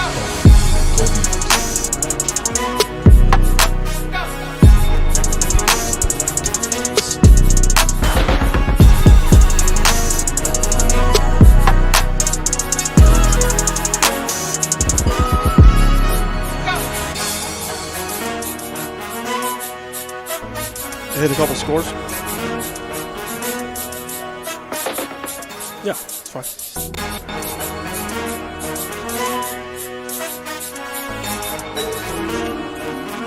You're listening to coverage of ARC Athletics on Stones Radio Networks. Welcome back to Beaver Stadium. The start of the fourth quarter. Mark the Phantom Low here with Scott Gordon, and the Beavers trailing this one 19-14, but they are on the move. They have a first down at the 15-yard line. Kenny Leith, the quarterback, he's got, see who's behind him. He's had several different backs behind him today, so he's going to hand it off. No, he's going to hold on to it. He throws it into the corner. He's got a receiver open, and that is a touchdown. I believe that's Ian Simpson over there. It is Ian Simpson for the second time, and a fine fake by Kenny Leith, and he hits Simpson on a wide open play, Scott. Great play action play on first down. They drew it up in between the quarters, play action that time, and they leaked Simpson out. They knew they were in man coverage down in a goal line situation. And it looks like now with the score being just 1, they'll go for 2 to try to make it a 3-point lead. Yeah, for me it's a little bit early to do that, but I see the point here with the 20-19 lead, but still 14:55 left to go in this game. And let's not take away from that Leith put that ball right where he needed to put it, and Simpson working his way open in that left corner of the end zone. So Leith now a 2-point conversion try for the Beavers. They lead it 20-19. Leith gets it. He looks. He's going to go to the air. He throws a slant, and it is knocked down by the Butte College defender, and it is no good on the 2-point try. And so with 14:55 to go in this ball game, American River back on top. They lead this one 20-19. Trying to go to Ramsey. He had 3 receivers to the right, the running back to the right, and that time just trying to go on a one-on-one slant route to the short side of the field, which is interesting because you don't have as much room, and went right into the linebacker and the safety and was almost intercepted. If that is intercepted and brought back, that would have given Butte 2 points and put them in front. Nonetheless, in that situation, great throw for the touchdown. On the 2-point conversion, he did stare the receiver down the whole time. Yeah, well, I don't know. Like you say, I don't know how many. He didn't have as many options. I would have liked to, the way they've been moving the ball, maybe you get a Tariq Parker back in there. Maybe you try to, squeeze him through the line or something. But it doesn't matter. They have the big touchdown play to Simpson. He has been huge today. Usually the tight end is Grayson Barnes, but Simpson has been the one that really has come up with the big plays. But now you've got the wind on your side for this fourth quarter if you're American River College. So I think the first way to take advantage of that is put this one in the end zone and make them start from the 25. That was the first time we've really seen the Beaver offense come to life since the first quarter. It gave the defense a long break to look at a lot of tape, and so now the onus is put back on the Roadrunners. What can they do offensively? And Phantom, doesn't surprise you at all. It's a close game in the fourth quarter. No, it surprised me. Also, it surprised me that you just like to watch tape. That's all you talk about is watching tape, and I like that. It's not even tape anymore. It's a screen. It's on an iPad. Yeah, it's not even tape. Here's Schreiner. Kicking it. That's going to be a little shorter than the end zone. Picked up at about the 5-yard line by Butte, working right up the middle of the field, cutting it back now, and he's going to get a good return out toward the 30, 35, out maybe right around the 34-yard line. That's Jalen Hammer, who's he hasn't really done that much from the receiver spot, but he's done well on returns today, Scott. Well, that's a great job of getting good field position when you have against the wind that time. They're going to get the ball at the 35-yard line, a great starting position. Usually when you're kicking that direction, you have the capacity to get a touchback. Marked actually at the 31, so he must have went out of bounds. And, we've talked about the American River defense a lot. They've come up with some really big plays lately. A couple of fumble recoveries that weren't fumble recoveries, but they're going to need to come up with 1 or 2 more in this one if their team's going to get the W. So here's Hughes. He's going to hand that ball off to Ramseer, who goes on the right side. He's got a hole, and he's going to scrum his way out past the 40-yard line all the way close to the 45, and then it's going to be marked actually at the 48-yard line, it looks like. So a big first down play by the Roadrunners. A play we're seeing more and more of. 2 receivers set left, run it into the short side of the field. Ramseer does a great job. He got really low. He ran really hard. He got right behind his offensive line and brought it all the way out. It looks like the 48-yard line. Yeah, first play is a big play for the Roadrunners. So they are at first down at the 48. Got 2 receivers out to left, 1 to the right. 2 backs in the backfield with Tanner Hughes. The big right-handed quarterback from Pleasant Valley. He's going to throw it. It's going to be a short one over the left side, and it's dropped by the running back number 22. That is Jeremy Stubbs out there. Haven't seen Jeremy a little bit too much, but he does have some receptions out of the backfield this season for Butte. But that one went off his fingertips as they were setting something over to the left side. Hughes is going to want that one back, because if he takes a little bit off of it and gives Stubbs the ability to get the ball downfield, they did have some blocks set up. Nonetheless, brings up a second down. Second down at the 48-yard line. Hughes with 1 running back. Ramseer behind him. He's got 2 receivers out to the left. Looks like it might be some sort of zone over here as they're not really getting him. Handoff to Ramseer up the middle. Nice play. He's got down from behind. I think that might have been Cian Sloan, and he's going to get him for about a 2-yard gain. It was Cian Sloan. Nice job of reading from his position on the defensive line. His guard left, so he left the vacated area and took down Ramseer when it looked like he was going to have a big run down the right side. So what do we got now, Scott? We've got what you love, the third down. It's 3rd down and 9 this time. So an incomplete pass and then just a 1-yard run. The Beavers defense coming up with at least 2 good plays in every series, but now they've got to make it 3. This would be huge to knock them down right here. Hughes in the shotgun, standing at about his own 44, 45-yard line. He's got running back to his left. He's got motion coming from the right. Fakes it to the motion man. He's going to throw it down the left side. He's got a guy. We're going to have a penalty, though, as number 1, Jalen Hammer, was going down the line. He was probably, I'm going to guess he was held on the right side. That flag coming out as the ball flew about 20 yards past him. They tried to double move, a little hook and go, and I think they caught the defensive back, Dom Spence, who knocked the ball loose earlier, and I think they might get a defensive hold, which unfortunately will convert at third down again for Butte. And that time it was, you're right, they had the numbers. They had 2-on-1 and Hammer going down that sideline, but they just impeded his progress. It's a holding call, a 10-yard penalty. Now it'll be first down on the 41 of the Beavers for the Butte College Roadrunners. And again, Scott, as you've said so many times, a very prescient, that third down, third and long especially, has been really a bane for the Beavers today. And here is Hughes in the shotgun. Running back Ramseer on his right side. He's got split receivers to the left side. Now he's got motion across the formation. He's going to hand it to Ramseer, who goes up the middle and is retired after about a 3-yard gain. Good job by the defense of the Beavers to set up 2nd and 7. Levengood did a good job of making the stop there, but I tell you, Ramseer, just to get 2 yards on that with the amount of penetration that ARC, the Beavers, got defensively. And again, the defense is going to need to pick up the offense here. They've got to get off the field on 2nd and 3rd and long situations. We've seen it too much here. If there's one bane, it's they've not been able to get off the field on 3rd down. Yeah, Coach Osterhout, very complimentary about Caleb Ramseer when I talked to him on yesterday. 2nd and 7 now from the 38-yard line. A pitch out to Ramseer, left side. It's turned in. He's going to get down to about the 38-yard line or 37-yard line, but a good job by Dom Spence and others on the American River defense. The defense came up and just laid the hammer to them. They were trying to sweep, and in order for a sweep to work, you've got to take the edge. You have to set the edge. They were never able to set the edge. That allowed the defensive back to come up and lay a pop, and here we are again. 3rd and 7, Phantom. Yes, Tommy, if you heard it before, 3rd and medium long here, probably about 6 yards, maybe 7 yards. And Beavers defense, who've been on the ropes much of this second, as you said, 2nd, 3rd, and now into the 4th quarter, looking for one big stop here. We'll see if Hughes tries to go to Hammer again. He's been looking for him in these tough situations. He's also got Ramseer by him in the back. He's going to throw it, throws it across the middle. It's a slant, and I think the ball is incomplete. Either that or it's fumbled and picked up by the Beavers, but it's going to be called incomplete. And as you pointed out many times, Scott, under pressure, that ball's a little too low. Well, I'll tell you what happened that time. Great job by Lou Baez, the defensive coordinator. He brought the strong side linebacker on a blitz, and the area that he vacated was wide open. If Hughes can stand there and deliver the ball, there's no doubt that's going to be a first down. Instead, he throws it low. Good defensive scheme, and it looks like they're going to keep their offense on the field. Why not? It's at the 37. Right, they're at the 37, so a 3rd down, we said you got to stop them on 3rd down. They do, but this time they said, okay, now you got to stop us on 4th down as well. 4th down on the 37, got to get to the 31, so that makes it 6 yards.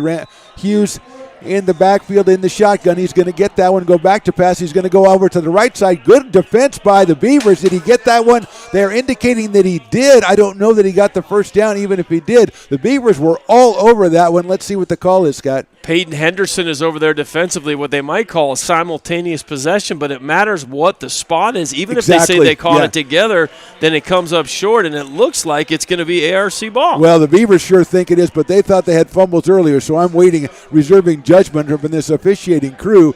And Coach Osterhout, I don't think he would take a bad call very lightly right now. And it is going to be short, and it will be the possession of the Beavers. So Beavers take over on the 32-yard line. So even if it was complete, they were a yard short on that one. Interesting play call to throw it to the wide side of the field. You needed 7 yards. You had to throw the ball about 35 yards. Ends up being simultaneous possession, which goes to the offense. Nonetheless, it's short, and now we have our chance to see Matt Carlisle in the game at quarterback. So Carlisle back. Remember, in the first half, his first play was a pass overthrown, and then he had a run with about 20 yards. So let's see what he does. He's in the shotgun. He's going to hand it off to Parker. Cuts back up the middle, and up ball's on the ground, and I think it's picked up. Now it's on the ground again, and the Roadrunners look like they've got it. They're signaling that they do. It's at the 37-yard line. And then there's a penalty. There's about 5 penalty flags that fly through. But another play by the Beavers as they got a good defensive stand, and they fumble on the first play. And let's see what the thing is. And it's signaling. Well, that's Butte College signaling. So and the ref is signaling too. Jumping in there too. So the ball on the turf and picked up, and let's see what the penalties are. But look who comes out with it, Grayson Well, Barnes. of course, that's right. Yes. Well, that's what happened in the first half. They came out with the ball all the time, and it was signaled for Butte. And now the signal has been turned around, I guess, as there's so many people. It's like you're asking for directions in a small town. Everybody's pointing a different way. And I think it's going to be American River College ball. But, again, we've got to deal with 6 or 7 or 8. It was a Flag Day celebration out there, so we'll see how that plays itself out. If you had a flag in your pocket, even a handkerchief, Yeah. you just threw it. There were 6 of them people in laying the on stands field. just throwing their handkerchiefs because everybody carries them now. You know that. Some guy took his wife's purse and just chucked it on the just field. threw the It's purse funny. out there, and it's got, well, there's some stuff in there we don't want to talk about. No. But they're still talking about it. And, again, we think possession is still with the Beavers, and we're now adjudicating the dozens of flags that came out after another interminable scrum that we seem to have many of in this ball game. Well, the ball was knocked loose for the fumble, and it looked like Butte was going to get it. Then it was kicked forward. Right. They jumped on it. Looked like Butte had it. Looked like it was wrestled away by ARC. So if they're offsetting penalties and they're dead ball, it'll be a net 5-yard gain. Now they're going to go to both coaches. We'll see which one gets more animated. We'll find out happens. Well, Usher, as we talked about earlier, was not happy in the first half, and then he was the phantom fumbles down there, no pun intended, by the goal line. He wasn't happy about that, so let's see how it's working. And well, the conversation on this sideline is going a lot calmer. What do you want to do? And the penalty, looks like a little benign over here. Yeah, a little bit more.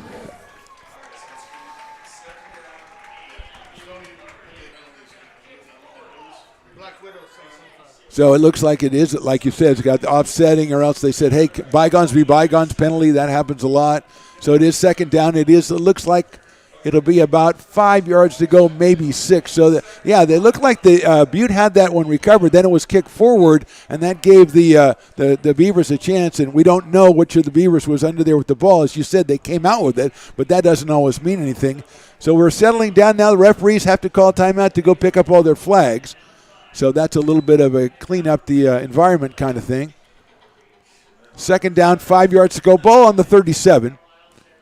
Barnes is in motion across the formation. Now it's a handoff. No, it's a fake handoff, and Carlisle keeps it. He's going the right side, tries to put a move on the defender. He's going to get about 3 yards on the play, but well defended by the Roadrunners.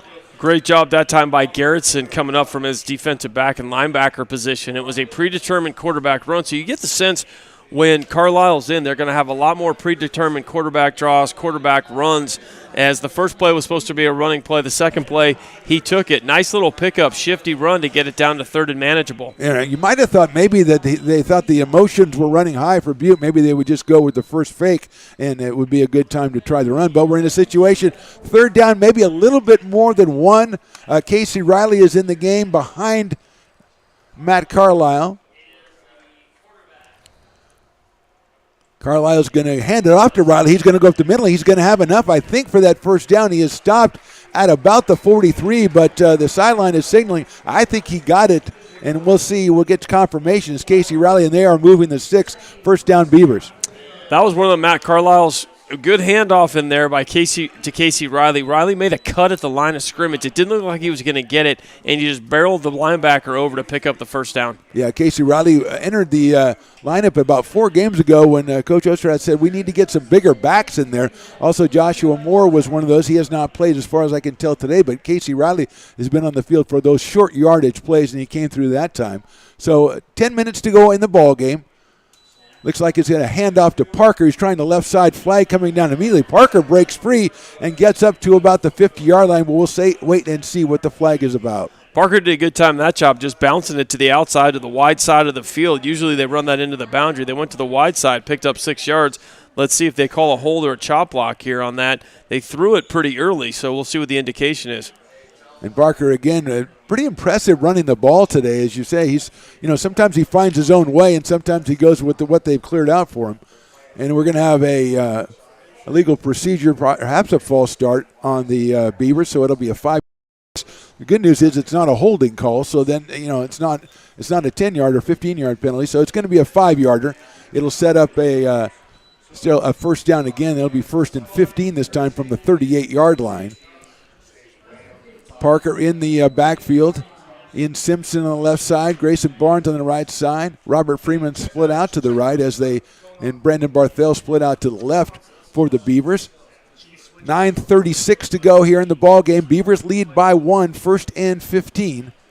Showing pressure from Butte. It's a handoff to Parker, but he is shut down quickly. It'll be no gain and bring up a 2nd down. That little run slant on that time that brought Sullivan up from his spot, kind of creeping through, and Tariq did a good job at just breaking a couple tackles. He didn't pick up much. He might have got a yard or two, but they were selling out on the run. It appears when Carlisle's in, they're going to sell out against the run, force him to beat him with his arm. He had that one good touch pass for the touchdown, but really hasn't thrown that much so far. Kenny Leith has been the one putting the ball up in the air for the Beavers so far in this ball game. 8:57, so just under 9 minutes to go. 2nd down and listed at 17 yards to go, so a loss of 2 by Parker. Carlisle's going to go ahead and it's a reverse coming around by Freeman, but strung out well by Butte. He's got one guy to beat, and he will not beat it. So a tremendous play by the Roadrunner defense, and it's going to be a big 3rd down coming up for the Beavers. That's a high-risk, high-reward play there, Phantom. You run Tariq into the side. You're hoping they're going to oversell it. You give it to Freeman. Freeman comes around the edge. And the block that you're hoping for is Matt Carlisle. He just whiffed on the guy, and unfortunately, another negative play for the Beavers. Yeah, you got to get around. He got around the first guy, but then there was a second guy waiting for him, and by the time he got around the first guy, his momentum was a little bit diluted there, and he couldn't get going around the second guy. So it brings up a 3rd and 19 now. And Carlisle, as we talked about, hasn't put the ball up that much today. Let's see if he does it here. He does. He's under pressure down the middle. Throws it a little bit low. Was that ball caught? I think it was. And if he did, and we are seeing the signal that he did, that's going to be a 1st down for the Beavers.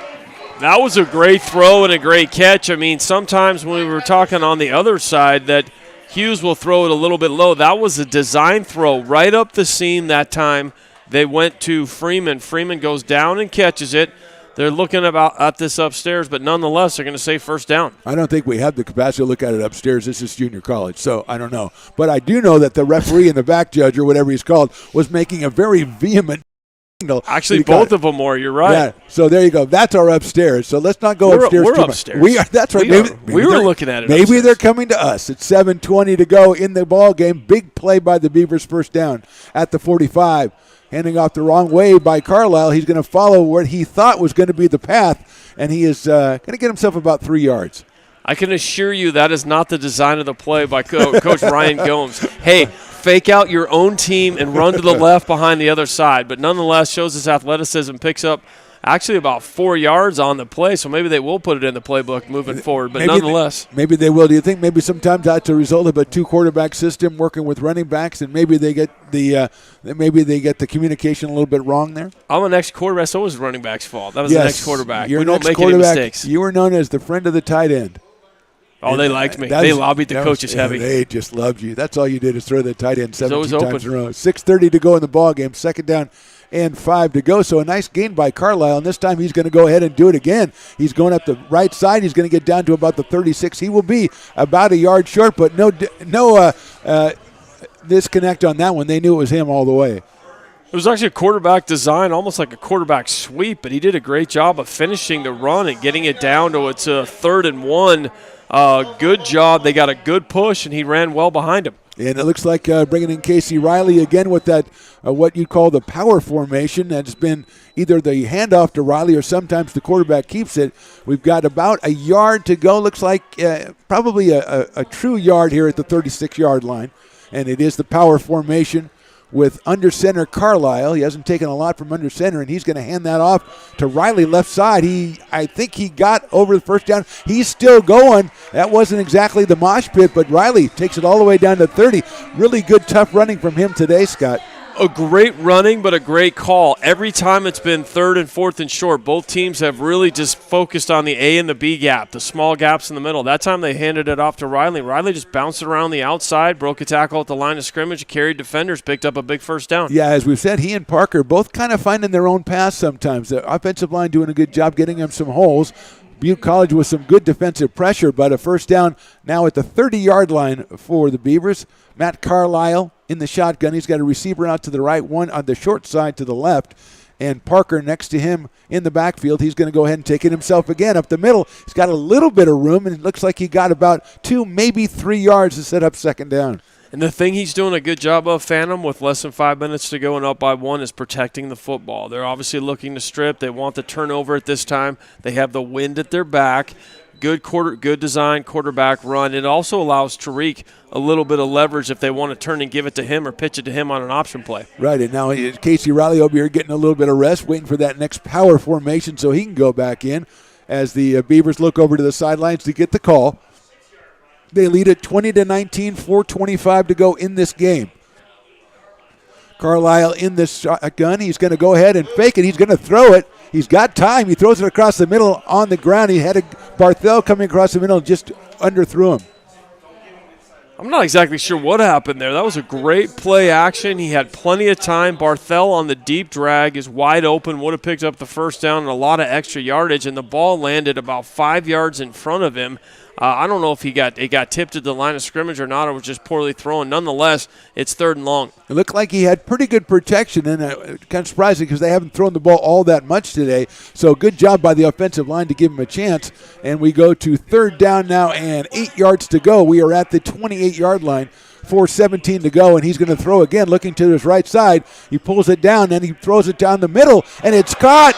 A great play, and he is in the end zone. A touchdown for American River. We'll get a number on that. It was down the middle, that kind of like the secondary receiver, and a good throw and a great catch. Falls into the end zone. Touchdown Beavers. That looks like it's Ian Simpson again. Is going to be my guess. What a game is he's having, and you know that was an ad-lib play. He was a play action. He was going to throw it deep down the side. Then he thought, oh, maybe I'm going to run it. Runs up to the line of scrimmage and actually throws one of his best throws over 2 defenders. Great catch. And as an old man, I'm going to be grouchy and say this is why you went ahead and kicked it last time, so that you would have a chance right now with a successful PAT to put yourself 9 points ahead. They don't. They have it. Try to get it 8 points ahead, and it is good by Schreiner. So that makes it 27-19, 4:08 to go. Big play by Matt Carlisle, and what a job by the Beavers on that drive. Ian Simpson doing a nice job. Penalty flag down. I think they're going to decline it. It was offsides on the defense. They'll decline it. They'll take the points. And I thought you're saying it's age that causes the grouchiness. I thought it was just general personality. It is, but if they had had that point back, then it would be 28-19, and you wouldn't have been able to have been caught with one possession. But that, that's water under the bridge. And again, I think the key on that one is the ability of Matt Carlisle to go ahead and kind of ad-lib, little freelance there, and a good catch by Simpson. But Carlisle was definitely looking to one place to throw that ball, and to be able to pull it down and kind of start on the run and then find another receiver. Great job. Yeah, great job of putting air underneath it. Ian Simpson's down there with 2 defenders. He catches it at the 4. He did a great job of carrying defenders in the end zone to get in there because it looked like it'd be 1st and goal, but he just kept going. Yeah, as you mentioned, the pass he threw before that was at the feet of a guy 5 yards away, and that time he put it perfectly out there to give the Beavers the advantage. So they lead at 27-19, trying to get their 3rd win in a row and beat the number 8th ranked team in the state, the Butte College Roadrunners, but there is a lot of football left to go. Now, Scott, we've got the wind on the side of the Beavers, so hopefully Zach Schreiner can put this one in the end zone. Well, and the other thing to think about, unlike the first half, Butte does have 3 timeouts, so they do have the capacity to have 2 possessions here if they get down close and need a field goal and then want to go for a touchdown. Nonetheless, huge opportunity here for the kicking game for American River. Yeah, no, we've talked about it all day long. Beavers defense trying to get off on 3rd down. They have been able, I think, to put a little bit more pressure on Tanner Hughes in the last couple of series than we saw earlier. Here's Schreiner, kicks it, and it's going to be a short kick. It'll be picked up at about the 10-yard line. Going down the right side, now cutting it back up the middle and getting another good return. Knocked down at about the 37 or 38-yard line. That's DJ Jackson, the wide receiver. So again, when the Roadrunners need a good return, they get one. A surprise there because with the wind at your back, they've got a pretty good kicking game. Nonetheless, like you said, Phantom, that was fielded about the 10, and they got a great return. So now they've got it up to about close to the 40-yard line. They're going to start at about the 37. Yeah, 37, 38-yard line right there. 1st down, 3:59 to go. Beavers lead this one by 8 with the late touchdown pass. Ian Simpson has become the target in the passing game today for the Beavers. But right now it's all about the defense, Ian Sloan and Jonathan LeBon and the rest of them. Dom Spence, etc. Michael Sullivan as well. We've heard all those names today, and right now it's Tanner Hughes in the shotgun, the 6'5" quarterback out of Chico. He's going to go back to pass. He's got a little bit of pressure. He steps up. He's going to trip and fall at about the 40-yard line. And I think number 30 again was on the pressure there. So good job by the defensive line of the Beavers to put pressure on Hughes, and he stumbles up for about a 2-yard gain. Kai Wallen and Sullivan getting in on the pressure. Split a couple of wide receivers out to the right. Here's Hughes again. He's going to look down the middle this time. He's got time. He lets it fly and is defended well, but a catch, an incredible catch by Jackson on the left side. He is well defended, and he comes down with it at about the 26. Well, make that the 24-yard line. Matulich was right there. I actually thought this one was overthrown, but DJ Jackson goes up one hand and rips it down. They've got it down. They're moving at the 23. Hughes by himself in the backfield. He's going to go ahead and throw a quick slant, and it's complete at the 20-yard line. Tackled immediately, but a nice chunk gain for the Roadrunners to set up second down. A play designed by the Denver Broncos. They run out and they just go 3 little curls, and one of them's going to be wide open, and the guy closest to him was. 3 minutes to go in the game. Hughes in the shotgun again by himself. 2 out either side. He's going to throw that one down the middle, and it's a slant. He's open on the 5-yard line, and the catch is made by the Roadrunners. Nice job by the tight end right there. That's Zach Woodle.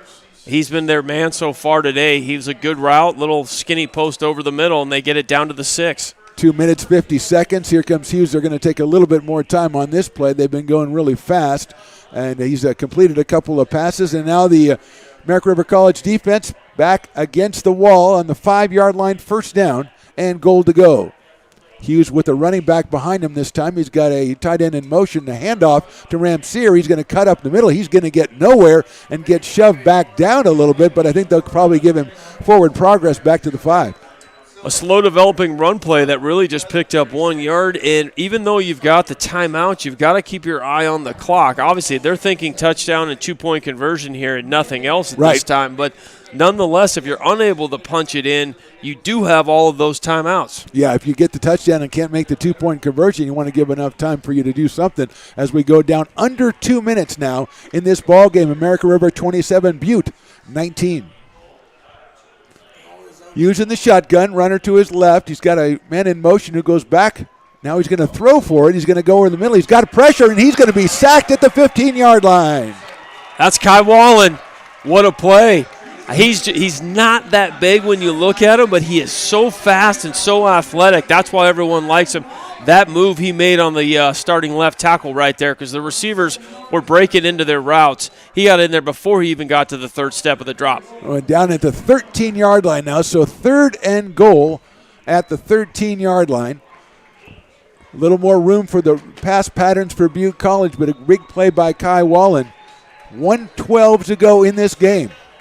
By himself in the shotgun is Hughes. He goes back. He looks to his right. He lost one out of the right. Defensive on it. It is caught for a touchdown by Butte College. Looks like it might have been Jalen. No, we've got a penalty on the play after the play, so we'll see on that. But the touchdown is registered by Butte College. Jalen Hammer makes a phenomenal one-handed catch and then turns around and stands over his defender. They're going to call this unsportsmanlike conduct, and when you need 2 yards, if you take this, moves this back all the way out to the 17 if they take it. Right. Well, if that's the case, they are going to take it, I would imagine, and it would make it, as you say, that would be a huge thing to happen and a huge benefit for American River College. Now, you said before that Butte does have all 3 of their timeouts, so if they do not make this 2-point conversion, by no means is this game over, but it is a huge boon for the American River College as the penalty is assessed. Look at this, Phantom. So it would have been your normal 3-yard lines that go for the 2, but because he stood over them and had the unsportsmanlike, now the 2-point conversion is going to come back from closer to the 20, about the 18-yard line. About the 18-yard line, exactly. So we have a touchdown by Hammer, a tremendous play, the second catch in a row that's amazing by Butte College, as Jackson had one earlier. But right now, let's see American River's strategy here as they have nobody at the goal line. They're bringing everybody up. Hughes in the shotgun. He's got Ramseer to his right side. 2 wide receivers left, 1 to the right. He's going back. He's going to let it go over the middle, and it is broken up, it looks like, by American River. A little bit behind the receiver, Scott, and the Beavers hold on. They do. Zach Woodle did have a step. He was running that little skinny post up the seam, the tight end. He was open. But Hughes, who has been so good today, throwing his 13th and 14th touchdown that time, threw it behind him. And now with 1 minute and 4 seconds to go, if you're Butte, we're looking at onside kick time. Yeah, we are. Now, we did a high school game last night where I think there was 3 onside kicks in a row at the end. One of them was successful, and I'll tell you, that was West Park, and the guy who was kicking the onside kicks was really good. But right now, even like you say, with 104 and the 3 timeouts, you think they're going to go ahead and go for the onside kick here. So American River, and I talked to Coach Osterhout on Friday, and he talked about, hey, we practice every situation for every conceivable idea, anything that could happen. So, they've got guys that they're counting on in this situation. And now American River has put the ball on the ground a couple of times today. So they have the 27-25 lead, and they are going to send one guy, their deep guy, is going to go back to about the 30-yard line. So they're expecting something coming up from Butte College. They've got 10 players within 5 yards of this. This is their onside. This is the hands team. Yep. They are kicking the onside kick. It looks like it'll go right to left, but as we learned last night, sometimes there's other little versions of this. Dante Jackson, the kicker, is looking like he's going to go to his right, and now he's going to move around a little bit and kind of like moves with it because he's trying to get the offense to kind of shift over, which they are doing now to their right and his left. So we have 4 on the left and 6 on the right, and there's the kick, and it's going to bounce up, and it is loose and covered by, looks like it was covered by Butte. Butte College gets the onside kick, and they have possession with 1 minute and 3 seconds to go. That was a perfect onside kick. It rolled 9 yards, and then it took that big hop, bounced off the ARC receiver, and rolled all the way down to Grayson Barnes, who looks like the one it bounced off, gets up holding his arm. Nonetheless, Butte, with 1 minute to go, has an opportunity to pull ahead. 1 minute to go on the 46-yard line. Remember, they're going against the wind. That might factor in because we're talking about a 2-point lead now, so field goal obviously is on the table. So the onside kick happens, the onside kick works, and now let's see if the American River College defense has been under the gun for a lot of this second half, and they've made some big plays, but victimized that time by the onside kick. And only needing a field goal to win this. It's a little bit different calculation now for Butte. Let's see, Hughes in the shotgun. He's got Ram Sayre behind him. He's got Jackson going to the right. He's got plenty of time. He's going to go up the middle. Pressured by the Beavers. They're going to hit it from behind. They knock the ball away. There's a big scrum. There's a penalty on the play. It's going to be American River College with the recovery, but let's wait and see the penalty. We'll make sure they don't call targeting or something on that. If the play as it stands is ARC's ball recovering the fumble, and it's Kai Wallen, number 97, who's had a big day. Yeah, and they were tracking Hughes all the way on that run. They hit him from behind, and he was a little bit out in no man's land there, and they came from behind and hit him. So we're waiting to see what the penalty call is right now as the Beavers have their offense on the field, if that's any indication. Early indications, though, is that this is going to go against ARC. Let's take a look. And it is going to be offsides on the Beavers. Offsides on the Beavers. No, it is still going to be ARC's ball. So what the signal looked like it was an offside signal, and it gave a second signal as well. But you're right, the Beaver offense is still on the field. Well, it looks like it was almost a sideline warning, but with his hands behind him. Well, you're right, I think, Scott, because remember earlier in the game there was a sideline warning against the Beavers. So if that's the second one, that's the second one. Yeah, so there you go. So now we've got first down for American River College. So they got the onside kick and then turned it over right away, 24-yard line, 52 seconds to go, but I believe they still have all 3 of their timeouts left. So American River College will probably have to run 3 plays. If they don't get a first down, they might have to give it back to the Butte College Roadrunners. Huge play by the defense. Wallen comes up with the fumble. In the shotgun, it looks like Carlisle again. He's going to hand it off to Parker, hold on to it, and let Parker go. And Parker goes for about 3 yards. And timeout will be called. Now the time is running. It's 45 seconds to go. So a little scary there, Scott, as Carlisle kind of held on to that ball for a long time. Well, it was a read option play, and now is not the time to be indecisive. Either give it to him or keep it yourself, one or the other. You see that happen all the time. There was a game this morning I was watching. It was Clemson. He held on to the ride way too long. So the running back releases it, and then the quarterback releases it. You need to be decisive right now. Yeah, you and I do high school football. I know you do UC Davis football with the great Scott Marsh and Doug Kelly. But you got to admit, junior college is a little bit different breed of cat, isn't it?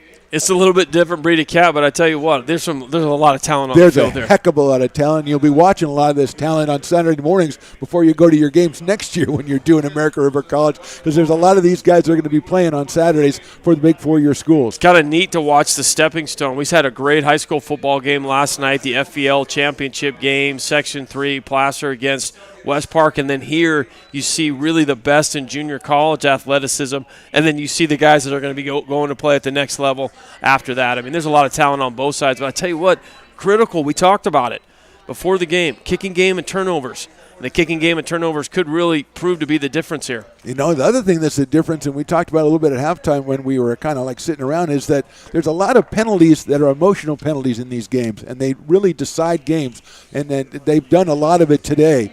And right now it is 47 seconds to go. Second down, 7 yards to go after Tariq Parker's 3-yard run. Carlisle is in the game. He's going to hand it off to Parker again. Tariq's going to go left side. No, he holds on to it himself, runs to the right side, and he's got to go down in bounds. And he does go down in bounds. He'll necessitate the Roadrunners to use another timeout, just about maybe a 1-yard gain. A predetermined bootleg the whole way, and Elijah O'Neal was right there with him. But I tell you what, Elijah O'Neal's a big guy. Right there for Matt Carlisle to be able to fight him off and not be carried out of bounds was a big move, forcing them to use that timeout. Yeah, and you talk about guys we're going to be seeing playing. I think Elijah O'Neal definitely is going to be a guy that we see playing at a 4-year school. So now it's third down. It's still 7 yards to go.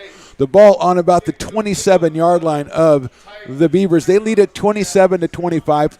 39 seconds to go, and we do believe that one timeout left for the Butte College Roadrunners. Again, I don't think they're going to take any chances with this, Scott, so a lot's going to happen with Basirovic and with that punt on fourth down with about 35 seconds to go. One good thing, of course, with the wind, and he has had a couple of really nice punts today, but if we look ahead a little bit, that's going to be a critical play, and of course, the snap and the protection is huge. Well, this is a different kind of punt, too, Phantom. You have your base punt, then you have your punt safe, kind of like you do out of your end zone. You take one step, you directionally kick it, you do not allow them to have an opportunity to return it. You make them go as long as they can with no timeouts. All right, so Riley is in the game, it looks like. Third down, 7 yards to go. A lot of people in the press box are yelling. I like that. It gives the commotion factor is very high at this game. It's got a nice echo, too, when they start screaming. It really does. Yeah. It's like they're recording an album or something. All that for adding 1 second. Added 1 second to go, and that could make the difference. And here is Carlisle. He's going to hand it off.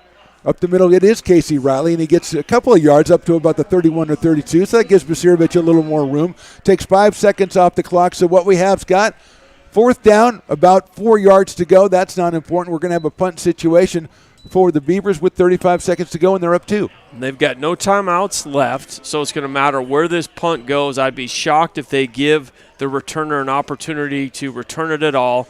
Directionally kick, get it out of bounds. And again, if you are Butte, all you need is a couple of first downs to get down. All they need is a field goal to win. They just trail by 2 at this point. Yeah, DJ Jackson, who's made some spectacular plays. He is the back to return the kick for Butte College. He'll be standing at about the 20-yard line when everything gets settled, but everybody getting together, trying to get their ducks in a row here for the final 35 seconds. It would have been a pretty spectacular game, really. I mean, we're going to bring you to a junior college game. I'm going to debut you as the guest analyst. You're going to get a good game, and I think you've got one. It was a phenomenal game, and as you mentioned, cooler heads need to prevail in key situations. Hammer makes a great one-handed catch and then gets the 15-yard penalty, and they are unable to convert. That might have decided the entire thing, but, boy, it isn't over yet. Again, on his 20, maybe about the 15-yard line is DJ Jackson, and he's already shown us what he can do with the return. The snap obviously critical right here as Butte is coming in, and it's on the ground and picked up and kicked away by Basirovic. A nice play, and it's going to be short, picked up and fallen down by DJ Jackson. So Jackson trying at the last second to try to do something with it, but it was too down low, and he fell, and it's 27 seconds to go. That whole play was made by Basirovic. That was low along the ground. If he's unable to get the punt off, they're already in field goal territory. Nonetheless, good job by DJ Jackson coming up, making the catch to give them some decent field position. Yeah, and even though he only made like a 1 or 2 yard return, if he would have let that one hit, it might have been 10 or 15 yards. We saw it earlier in the game where it went down all the way inside the 5. So here we go, 27 seconds to go, 27-25. The Beavers lead this one, trying to get their third straight win. And Butte trying to go to 5-2 on the season. Hughes in the shotgun. And Basir behind him, and they're moving on the right side. He's going to throw it down the right side. He throws it up the right side, and it is knocked away. Great defensive play by the Beavers. That's Dom Spence, who early in the game knocked the ball loose for the first fumble of the game. But let's see what the flag is on the play.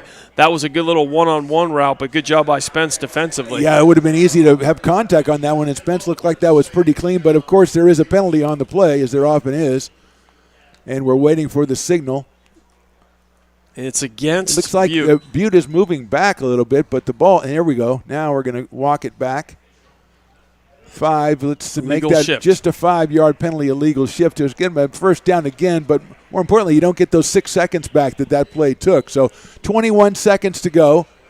And as you mentioned, Scott, the fact that they only need a field goal might change the defensive strategy a little bit. They've got a safety at about the 47-yard line now. 2 receivers out to the left, and if you're Butte, there's no chance. You've got some great receivers. Just send one of them down there and hit them. Here goes Hughes. He's going across the middle, and that one is caught and tackled at the 50-yard line. Looks like Jalen Hammer. 13 seconds to go here, and everybody's getting back into position as they got to reset the sticks, and they do. And we're going to have a spike, but they didn't even let the sticks get in there. So it'll be 13 seconds to go. So no time went off the clock on a play, which seems weird. And what Coach Osterhout is arguing is they had 8 men on the line of scrimmage. They didn't have a receiver back. That's an illegal formation. They didn't call it. That's what he's asking for. Well, he's not been happy with much of the things that have happened. I don't know how you can do a play and not have a second come off the clock. So you did a play and like time has stood still. So it's at the 50-yard line. No timeouts, 13 seconds to go, but they've got a couple of game breakers in Jalen Hammer and DJ Jackson. So let's see how the Beavers play this one. Hughes at the 45 goes back to pass. He's rolling to his right. He's going to send it out to the sideline. Nice play defensively by the Beavers to knock that one away. Cole Douglas, phenomenal job. Almost came up and intercepted that. The route was at the first down stick. Hughes rolled that way, threw it on a frozen rope, but he stared his receiver down, and Cole Douglas came up and knocked it away. Let me ask you this. With 7 seconds to go, is it a situation where you go for the goal right now? Because if you put the ball in there, you're going to have to complete it 30 yards probably conservatively to get into position for a field goal, and then you're going to have to go up and probably spike it. You have no timeout left, so do you need to go all the way right now? If you have a hook and ladder or something funky, you need to do something. And you can tell by your question that the Beavers are all the way back to the 10. They think they are. Actually, yeah. I think you throw this and try to get a field goal. So Beavers are going to take their timeout as we have kind of a soccer game. We have a 4-3-4 defense for the Beavers, and they had 3 wide receivers out to the right, and you're saying do the short pass and then try to go ahead and convoy it down the right side and to get the Beavers kind of spread out all over the field, and maybe you get lucky. Well, we watched him in warm-ups, how deep he could kick from. Let's say he's probably decent with a win from 30 yards. Right now it's out to 50. Yeah. With the defense that the Beavers have out there right now, I literally would just throw it to the fastest receiver, let him run for as many yards as he can and run out of bounds and take a field goal, because the way they're lined up, you're going to get tackled. You're not going to have another opportunity. So do you think that Butte College might change what they were going to do based on American River, the defense that they showed them then? And ARC might change the look that they showed them. Oh, you're so clever. You, Mr. You. No wonder you're on ESPN Plus. Just ESPN Plus. I'm on ESPN Minus, which is means that my subscription has run out. So, look, they're not going as far deep. They might actually make an adjustment, because you don't want to give him a free run for 20 yards and let him have the field goal. Exactly. All you do is, exactly. So let's see if they counter by this one by sending Hammer or Jackson down the sideline and just trying to go ahead and see what happens. And seeing Sloan and Kai Wallen and them are in there going to put some pressure on. Here we go. 7 seconds to go. Hughes back to pass. He sends it over to the side to the out of bounds at about the 30. He got a couple of extra yards, but there's 2 seconds to go in the game. It would be a 52-yard field goal right now if they're going to try it.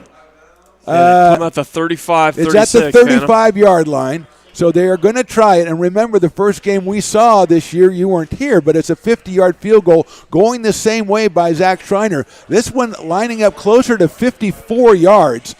And beware the fake, obviously, but here comes, see if they're going to freeze the kicker here. 54 yards.